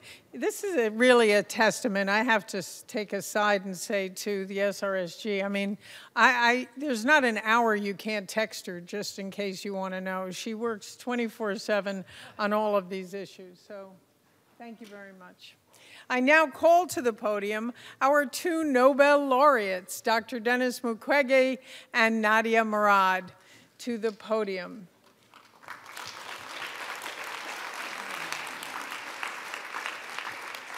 As they come up, let me say that in 2018, Dr. Denis Mukwege and human rights activist Nadia Murad were jointly awarded the best and greatest prize the world has to offer, the Nobel Peace Prize, for their efforts to end the use of sexual violence as a weapon of war and armed conflict. Thank you very much for being here. We'll talk more about what you've done and what you will do before you come to the lectern to speak. I would like to now turn to the Secretary, the Special Representative of the Secretary General for Sexual Violence and Conflict, Pramila Patten, to give some introductory remarks on this panel. Thank you, Pamela. It's my honor to join Nobel Peace Prize laureates Ms. Nadia Murad and Dr. Denis Mukwege in launching the Global Fund for Survivors of Conflict-Related Sexual Violence. In the almost 2 decades that I have spent working to combat all forms of violence and discrimination against women and girls, the most consistent demand I have heard from survivors of sexual violence is for justice, reparations, and recognition of what they have gone through. They all affirm that reparations will help to restore their lives and enable them to spend their remaining years in dignity. In addition to monetary compensations, survivors also ask for rehabilitative measures ranging from education, medical care, and livelihood support. It is my firm conviction that reparations are the most survivor-centered justice remedy available and the most significant means of making a difference in the lives of victims. Yet, even though this is what survivors want most, unfortunately, it is what they receive least. The reparations deficit continues to be a critical gap in the overall response to conflict-related sexual violence. This is why the establishment of the Global Fund represents such an important milestone along the path of our collective advocacy and action on behalf of survivors all over the world. From the initial discussions on what this fund should be to the development of the pilot projects that will be launched in the DRC, Guinea, and Iraq, survivors have been at the center of the consultations and will continue to lead the way as this initiative advances. One of the many innovations of this fund is the partnership it will foster. The governing board will be composed of survivors, civil society representatives, and frontline service providers working alongside governments, donors, and the private sector.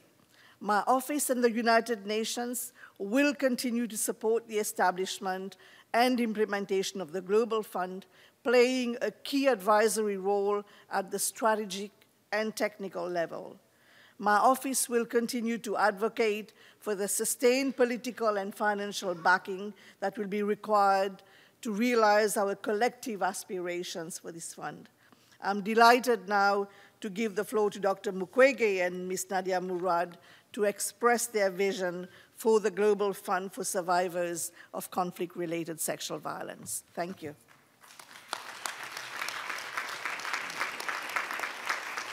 Thank you to Undersecretary General Patton. I would now like to say that this fund that is spearheaded by both Nobel laureates, Dr. Denis Mukwege and Nadia Murad, is intended to support responses to the plight of survivors, such as those who have testified today and many more who have not had the chance to be heard. I am now turning, and with great pleasure, to Nadia. 60 Minutes, our CBS program, spoke to Nadia 5 years ago and then 2 weeks ago. And with fierce invincibility is the way she was described. She has become an unbelievable advocate for both the Yazidi Iraqi population and for all survivors. So welcome, please come to the lectern, Nadia.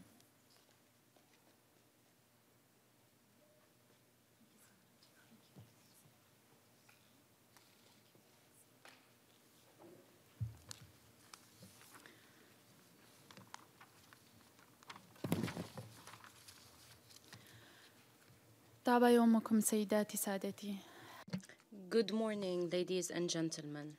I would first like to thank Ms. Pramila Patton and all of the former special representatives of conflict-related sexual violence. The Office of the SRSJ has been a voice on behalf of survivors the past 10 years. Thank you all for your work. I am honored to be here today to stand alongside my friend Denis Mukwege. I am honored to have the opportunity to work with Dr. Mukwege to launch this fund. I know firsthand the important role reparations can play in helping survivors heal. I would like to take a moment to celebrate Dennis Mukwege. He has worked tirelessly for many years to start such a fund, and I want to recognize his efforts and those of his team. Without their dedication and hard work, we would not be standing here. I am grateful not only to Dr. Mukwege and his team, but also to all of those who have fought so hard to reach this day. The SEMA Network, Nadia's initiative team, Miss Elizabeth, and all survivors who have advocated for reparations for many years. Today marks the beginning of a new chapter in the lives of survivors of conflict-related sexual violence. The launch of the Global Survivors Fund is truly a historic moment, and I am humbled to have played a role in reaching this day. The Global Survivors Fund will help transform the lives of thousands of survivors and their families. But what makes the fund truly unique is its commitment to being 100% survivor-centric. The importance of this cannot be overstated. Survivors must be an integral part of the process and play a meaningful role in all aspects of peace and reconciliation. I am a survivor. There are thousands of survivors, many of whom are activists, and we have seen this today, this morning. Our real-life experience entitles us to a seat at the table. We have meaningful insights about what needs to happen. Survivors are here and need to be part of the solution. Access to reparations for victims of conflict-related sexual violence has not been a high priority on the policy agenda at the international, national, and local levels of government. This must change. Reparations are a right, and pressure must be put on governments to take their responsibility to fulfill this right. Reparations are not only a right, but they serve to help survivors begin to heal. Reparations allow survivors to be seen, to be heard, and to be acknowledged.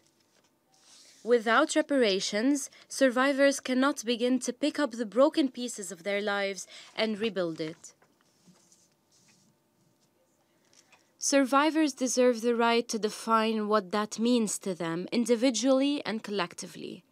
The Global Survivors Fund will not only make it possible for local communities to design local solutions, but it will also work with governments and civil society actors to provide survivors with the access to reparations. What resources are currently being allocated to survivors?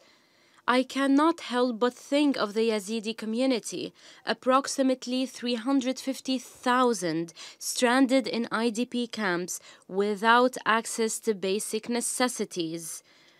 The injustice of this is evident. Women and children who manage to escape ISIS do not have access to psychological support, healthcare, and a safe shelter.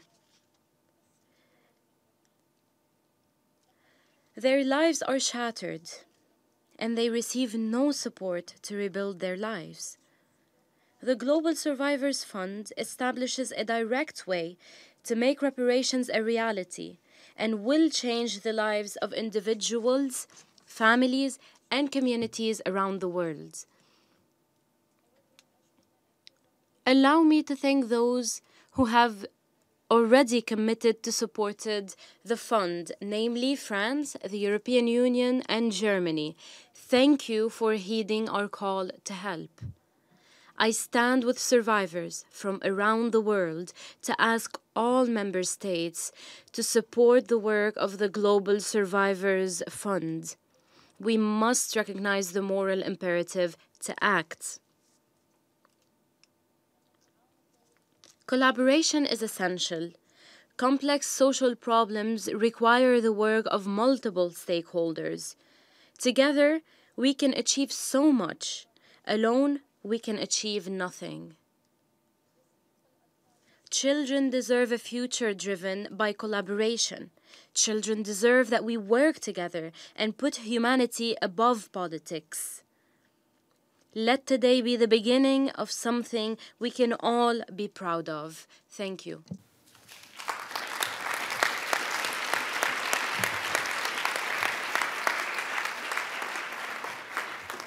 Indeed, Nadia, let today be the beginning. Thank you. I would like to turn to Dr. Dennis Mukwege, but to say he is a Congolese gynecologist who founded and worked in and works in Panzi Hospital is not to say enough of all the work he has done specializing in the treatment of women who have been raped by armed rebels. Today's launch takes off and is spearheaded by the Mukwege Foundation and by Nadia's initiative, and it is just the beginning of a conflict-related sexual violence fund with the ongoing use of sexual violence as a tactic of war and terror, particularly in the DRC.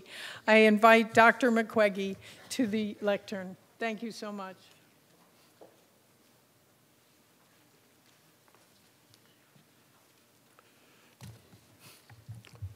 Après avoir écouté, having listened to the victims of sexual violence and the survivors, I think that we all realize how far as a human community we have the heavy responsibility to answer their calls. Women who weren't protected by the human community. And we should at least be able to provide responses to their appeals. The Special Representative of the Secretary General of the United Nations, heads of state and government, ladies and gentlemen. First of all, allow me to welcome the 10 years of existence of the Special Office for the Secretary General of the United Nations for Sexual Violence in Conflict. The progress that we've made in such short term under the leadership of Mrs. Wallström Bangura and Vangila, I think deserves all of our respect for what they've been able to achieve in so little time. It's very encouraging and impressive. I think we can all hope that in 10 years from now, the mandate will no longer be needed. What we want to do is to eradicate sexual violence in conflict once and for all. We've seen the victims of the sexual violence from conflict many times, and we're now very happy to be able to stand before you today and launch this Global Survivors Fund. As doctors, we've seen things that surgeons should never have to see. This kind of violence should not exist. These funds shouldn't need to exist either. States should take their responsibility to protect their civilian populations, particularly women and children. They have to be able to provide proper care for victims of war, and they should be able to bring proper rulings against the perpetrators of these hateful crimes, and also ensure that victims of these crimes are reintegrated into society. Now, we all know all of this. You know all of this.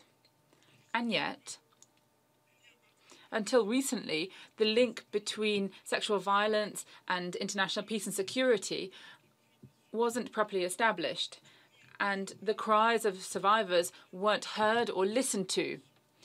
Indifference and inaction prevailed for far too long. Ladies and gentlemen,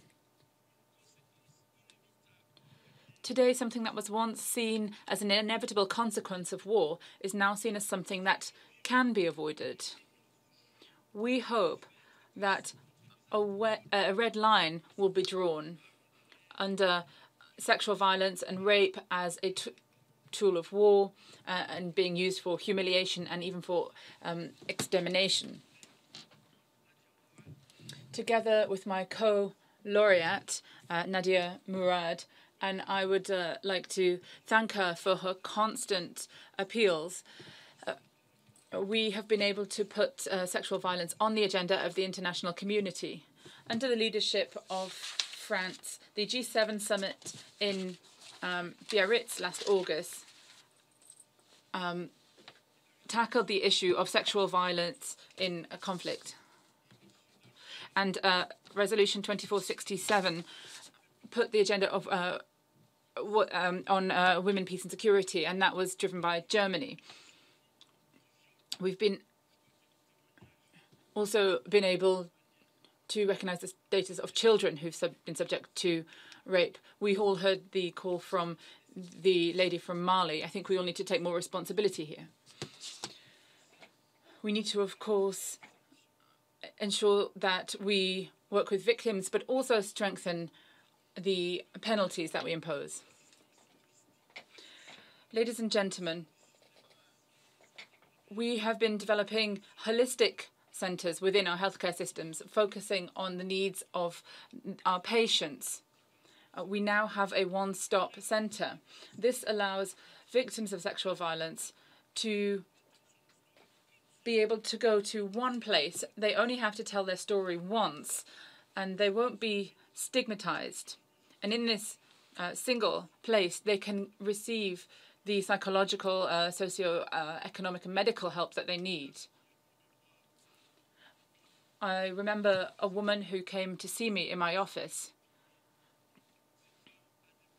She was able to develop her own shop through a microcredit system. She was able to build some land and build a house. And once she was living in her own house, she came to see me. This was a woman who had been rejected.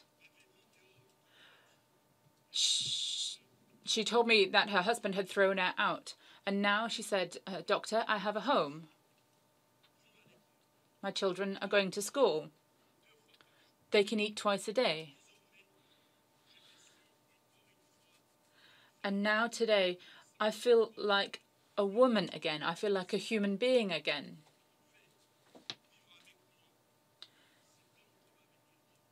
And if one day a man decides that he wants to live with me, then he will come and live at my house. I won't go to his home.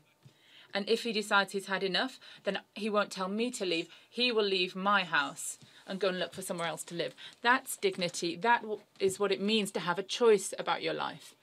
We have to redouble our efforts in order to ensure that this type of care is seen as a human right, to ensure rehabilitation for all victims and survivors of sexual violence, in line with Resolution 2106 of the Security Council,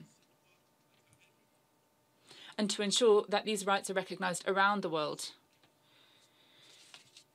It's been 10 years now that we've been urging at national and international level for compensation for victims and survivors of sexual violence and rape, without achieving this. However, the Global Survivors Fund is a significant achievement.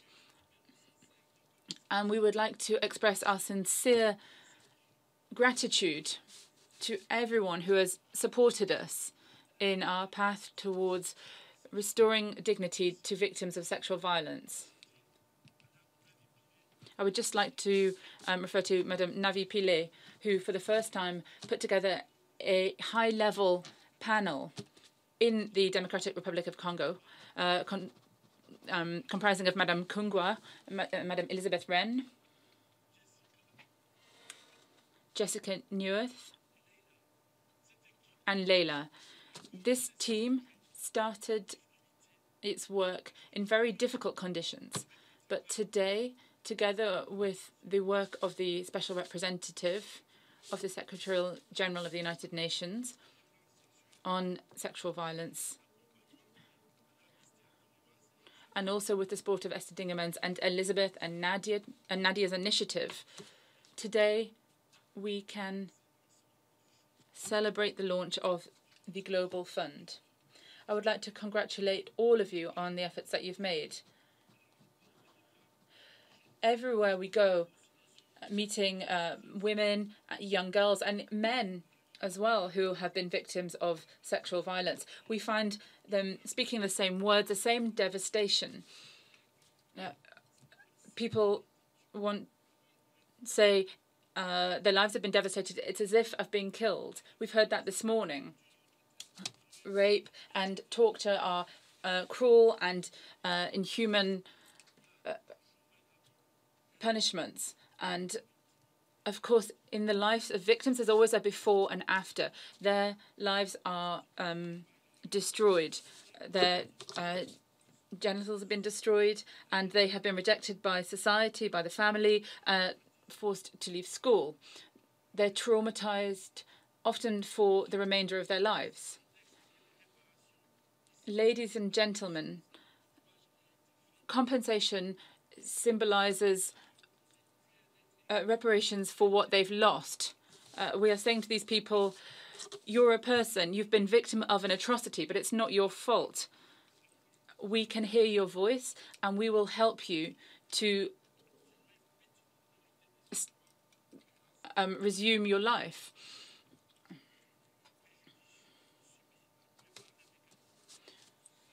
We also have to ensure that we overcome prejudice.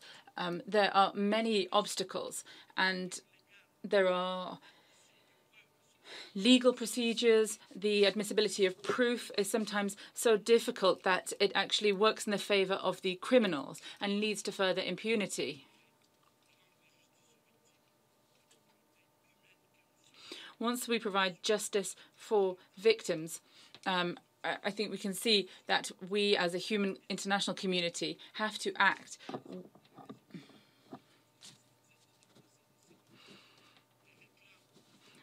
In Resolution 2467 of the Security Council, it calls for public recognition for the atrocities that these people have been subject to, and it says they should be compensated and rehabilitated. And it's in this spirit that we have fought to create this global fund for survivors, so that it will show solidarity and responsibility. This initiative has been worked on. We've worked together with survivors, with the Office of the Special Representative for Sexual Violence in Conflict, in order to achieve our very ambitious goals and to allow victims of sexual violence linked to conflict to access justice. This fund will go hand in hand with the fight against impunity in sexual crimes. But it is not a substitute for justice for victims of sexual violence. Criminals have to pay for their acts. We're mobilizing financial resources to have programs that will allow reintegration for victims. But we also need technical assistance to bring together examples and to give examples of best practices. But we also need to ensure that decision makers take their responsibility. The fund will have a very broad view of reparations and other forms of indemnity, whether individual or collective, material or symbolic, and will focus on ensuring that the acts are not repeated. It brings together members of survivors associations, states, civil society, and private stakeholders through UN agencies who will have an advisory role. Ladies and gentlemen, it's our strongest hope that this initiative that's been supported by France, Germany, and the European Union, as well as other states now who've also expressed an interest in supporting the fund, we hope that this will encourage other states and non-state actors to increase the funding for the Survivors Fund. Thank you very much for helping those who need it most. By joining up with this fund, you will show that when the international community puts its mind to it, it can help to make the world a fairer one. Thank you.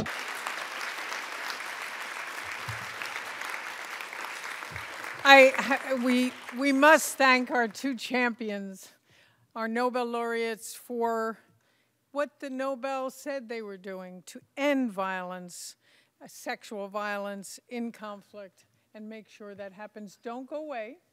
We'd like you to stay there for a minute while we call some of the co-sponsors for brief statements from the countries who have participated and been involved in this event today. Germany, France, Japan, and Dominican Republic, if you can come up to the lectern. I think our first speaker is Minister Michel Muntefering, State Minister of Germany. Are we still here? Ah, okay. Pleasure. It's my pleasure. Survivors. All right, so Federal Republic of Germany will speak from the floor. Of course. Survivors, let me first address you. Thank you for sharing your testimonies with the international community today. Thank you for your strength, and thank you for speaking up. And thank you for making us listen. I personally will never forget your words and what was mentioned. Destroying a woman means destroying a community. Excellencies, ladies and gentlemen, with a great concern, we observe once again that sexual violence against women is on the rise, and something has changed. For a long time, sexual violence was accepted as a certainty of conflict. Since the adoption of the landmark resolution 1888, 10 years ago, sexual violence is now recognized as a crime that has to be prosecuted and prevented, as we heard this morning from Pramila Patten. A lot of progress has been made since the establishment of the mandate on sexual violence in conflict. And I wish to congratulate Margot Wallström, Mrs. Banguda, and Pramila Patten on the many things they could achieve and will achieve with the support of us, the member states. And this brings me to the role that my country can play in this regard. Germany addresses this crucial issue and cooperates with civil society to prevent and eradicate sexual violence. In doing so, we are focusing on two aspects. First, survivor support. Second, accountability. For the support of survivors of gender-based violence, we need to take a comprehensive approach. Medical and psychological care, opportunities for economic participation and legal protection are central, as is accountability for perpetrators. Support of civil society is paramount to it. In Iraq, for example, Germany has since 2015 successively invited around 1,600 Yazidi refugees, most of whom were women and their children, to come to Germany and undergo medical and psychological treatment. Criminal prosecution of crimes committed by Daesh is a priority. The German Federal General Prosecutor is well advanced in proceedings against members of IS and the Syrian regime. German authorities have issued several arrest warrants and initiated proceedings for crimes committed by intelligence officers of the regime and by Daesh against the Yazidi population. This strategy is laid out in Resolution 2467, which would not have been possible without all previous resolutions that dealt with sexual and gender-based violence. Ladies and gentlemen, having achieved the adoption of Resolution 2467, its implementation is now a priority to us. To effectively support survivors, member states need to cooperate closely with civil society. And we therefore welcome Ms. Nadia Murad's and Dr. Denis Mukwege's initiative of setting up an international fund for survivors of conflict-related sexual violence. Germany has supported the Mukwege Mukwege Foundation, as mentioned, with 200,000 euro this year in order to support the groundwork. In 2020, we will again contribute to the efforts of the Mukwege Foundation. We are implementing the pillar of women, peace and security agenda, both by mainstreaming of its resolutions in our work in the Security Council and through implementing projects with a focus on core issues mentioned in the resolution. While there has been recognition of the suffering of women and girls in conflict, there has always been a taboo around the same fate when it comes to men and boys, due to images of masculinity, gender roles, homophobia, and stigma. Very few male survivors of this crime come forward. Germany is working with civil society to understand and address this aspect and to offer support and protection to survivors. Excellencies, ladies and gentlemen, 10 years after the adoption of Resolution 1888 and the establishment of the Office of the Special Representative of the Secretary General on Sexual Violence in Conflict, we know a lot of work has to be done. Our action is needed. As member states, we need to redouble our efforts, and we need the civil society right by our side to end rape in war and beyond. Thank you. Thank you, Madam Minister. We now turn to the Permanent Representative and Ambassador of France, Nicolas de Rivière, for his statement for France. Thank you.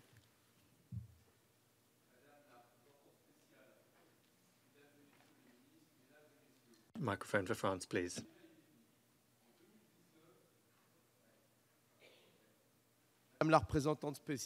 Thank you, Madam Special Representative, ladies and gentlemen, ministers, ladies and gentlemen. It's already been said, in 2019, 35 million women and girls found themselves in a heightened situation of vulnerability in the face of the risk of sexual violence. 35 million. And going beyond the figures, the testimonies that we have just heard illustrate the horror of sexual violence and contradict any notion of humanity. 10 years ago, the creation of the mandate of Special Representative of the United Nations Secretary General on Sexual Violence represented an important step in the right direction and responded to the conviction that the United Nations needed to find ways to point out this problem and respond to the needs of victims. 10 years later, the wide-scale persistence of sexual violence in armed conflict remains intolerable. Using this as a weapon of war, including by terrorist groups such as Daesh, Boko Haram, breaks victims, divides communities, and sows terror among populations. 12 months ago, the Nobel Prize Committee rewarded the actions of Nadia Murad and Dr. Mukwege, who are with us here today, and their work for victims of sexual violence. This decision reminded us of the importance of remaining mobilized in the face of this scourge. The fight against sexual violence in conflict must be waged tirelessly and uncompromisingly. NGOs, civil society play a remarkable role. We have heard them speak here today, and we've heard this. We cannot leave them to act alone. Convinced of this, France has decided to put the fight against sexual violence in conflict at the heart of its presidency of the G7. In Biarritz, the G7 acknowledged the urgent need to adopt a survivor-focused approach. Those survivors need to have access to medical, psychological, and social support to allow them to return to a normal life. The sanctioning of the perpetrators of sexual violence is necessary, and the Security Council needs to do more in that direction. Those responsible must also be held accountable before the justice system, including before the International Criminal Court, when states do not want or are unable to prosecute those crimes. For more than 20 years, France has been engaged in the fight against sexual violence. Since 2015, it has devoted more than 7.5 million euros to humanitarian and stabilization projects for traumatized populations traumatized by Daesh. We have provided psychological support to more than 50,000 people, chiefly women and children. In 2018, this led France to host more than 220 Yazidi women, men and children where they receive medical, psychological and social support. Ladies and gentlemen, these 10 years have allowed us to assess our activities, and this anniversary should, above all, lead us to look towards the next 10 years. That is why our collective action needs to be intensified to fight against impunity and also to provide support to the survivors of this violence. The launch today of the Fund for Survivors of Sexual Violence is a major step forward. A few weeks ago, the President of the Republic, Emmanuel Macron, decided to provide initial financial support of 6.2 million euros to the fund, which we are launching alongside the 2 Nobel Prize winners. We are delighted in the fund's future cooperation with the Office of the SRSG. The involvement of survivors of sexual violence in the fund's governance is the best way to ensure that their specific needs, including their sexual and reproductive rights and health, are taken into account. France invites all states that are determined to wage this struggle to support it. The fight against sexual violence will also be at the heart of the Generation Equality Forum that France will lead with Mexico in July 2020. Thank you, Madam Chair.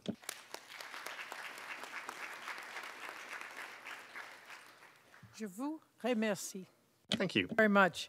I would like to now call on the permanent representative of Japan, Yasuhisa Kawamura, right here, Ambassador.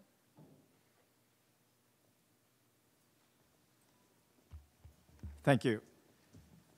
Excellencies, ladies and gentlemen, at the outset, I would like to congratulate the 10th anniversary of the mandate on sexual violence in conflict, as well as the launch of the Global Fund for Survivors of Conflict-Related Sexual Violence. We are honored to have you here today with Ms. Pramila Patten, the Special Representative of the Secretary General on Sexual Violence in Conflict, and other co-sponsors. Excellencies, we cannot tolerate sexual violence in conflict. In this belief, Japan has consistently supported the work of the Special Representative by contributing $11 million in total to the projects of the UN team of experts on the rule of law and sexual violence in conflict, as well as UN action against sexual violence in conflict. Moreover, well, today we have testimonies from the survivors, and all of us are very, very touched, moved with those testimonies, with courage. And we couldn't hear those testimonies without having tears and deep sympathy, and also without feeling the necessities to work forward with solidarity.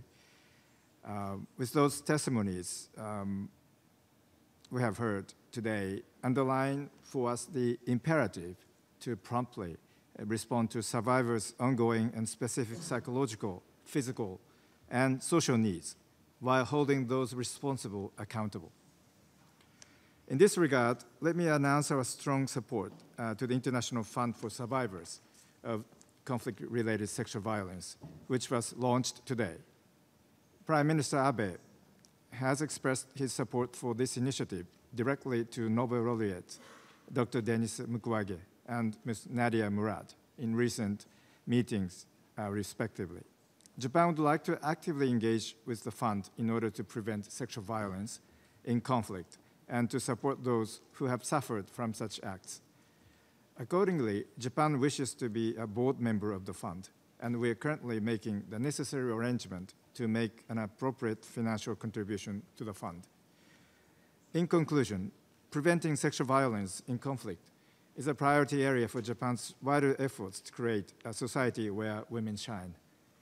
Japan is fully committed to continue to work closely with Special Representative of Secretary General on SVC and other partners to eradicate sexual violence in conflict. I sincerely hope that this event will be a meaningful navigator for us to address sexual violence of conflict for the next decade. I thank you.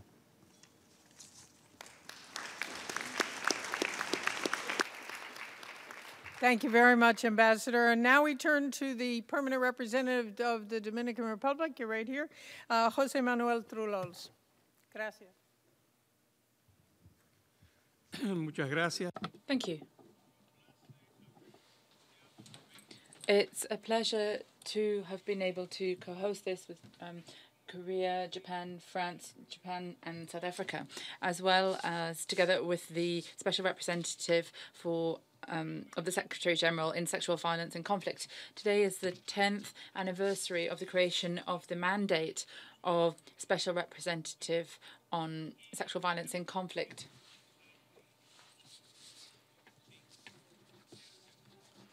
And we're also approaching the anniversary of Resolution 1325. We are pooling efforts to ensure that the content of the resolutions on sexual violence in conflict become reality, and also looking at the agenda for women and peace in a broader context.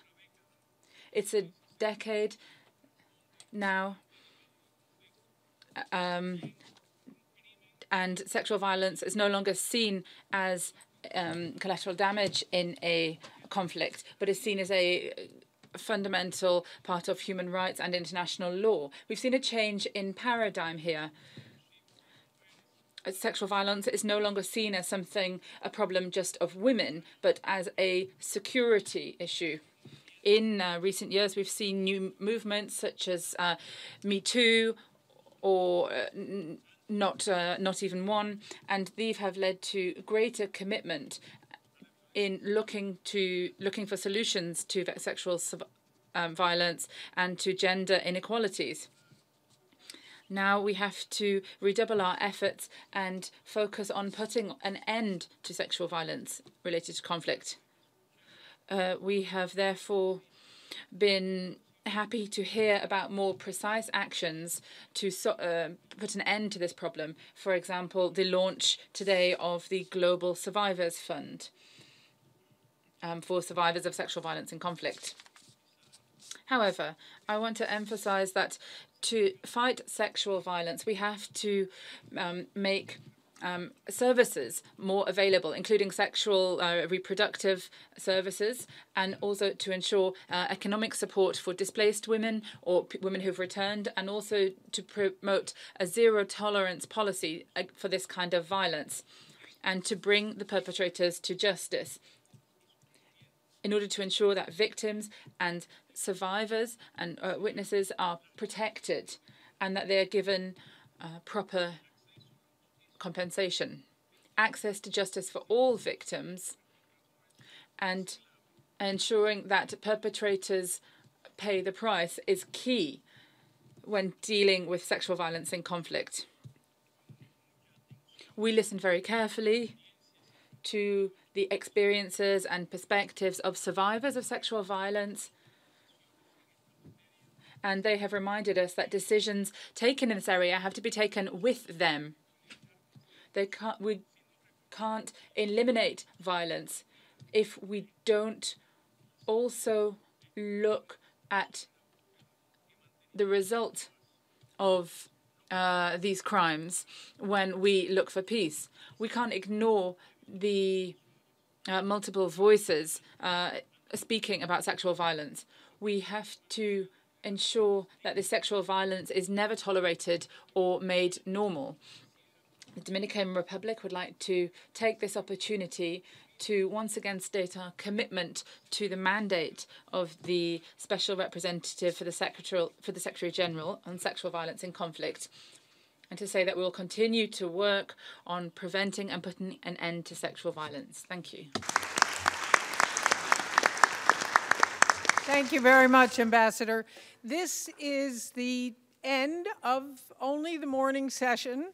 We will pick it up after in this afternoon First of all, I would like to preview that we will hear from the former SRSGs, Wallstrom and Bangura, the Special Envoy, Diop. We will hear from the ICC prosecutor, and of course, more survivors, and of course, more member states.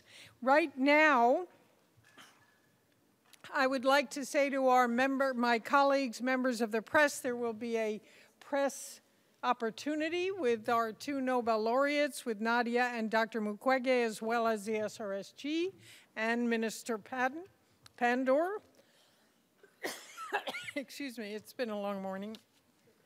And to all of you, please join us and take some time at the lunch hour to see the exhibit, The Voices of Youth at the Sexual Violence and Conflict over at the GA side between Sputnik and the wall. Thank you very much for all of your contributions. We will see you at 3 p.m.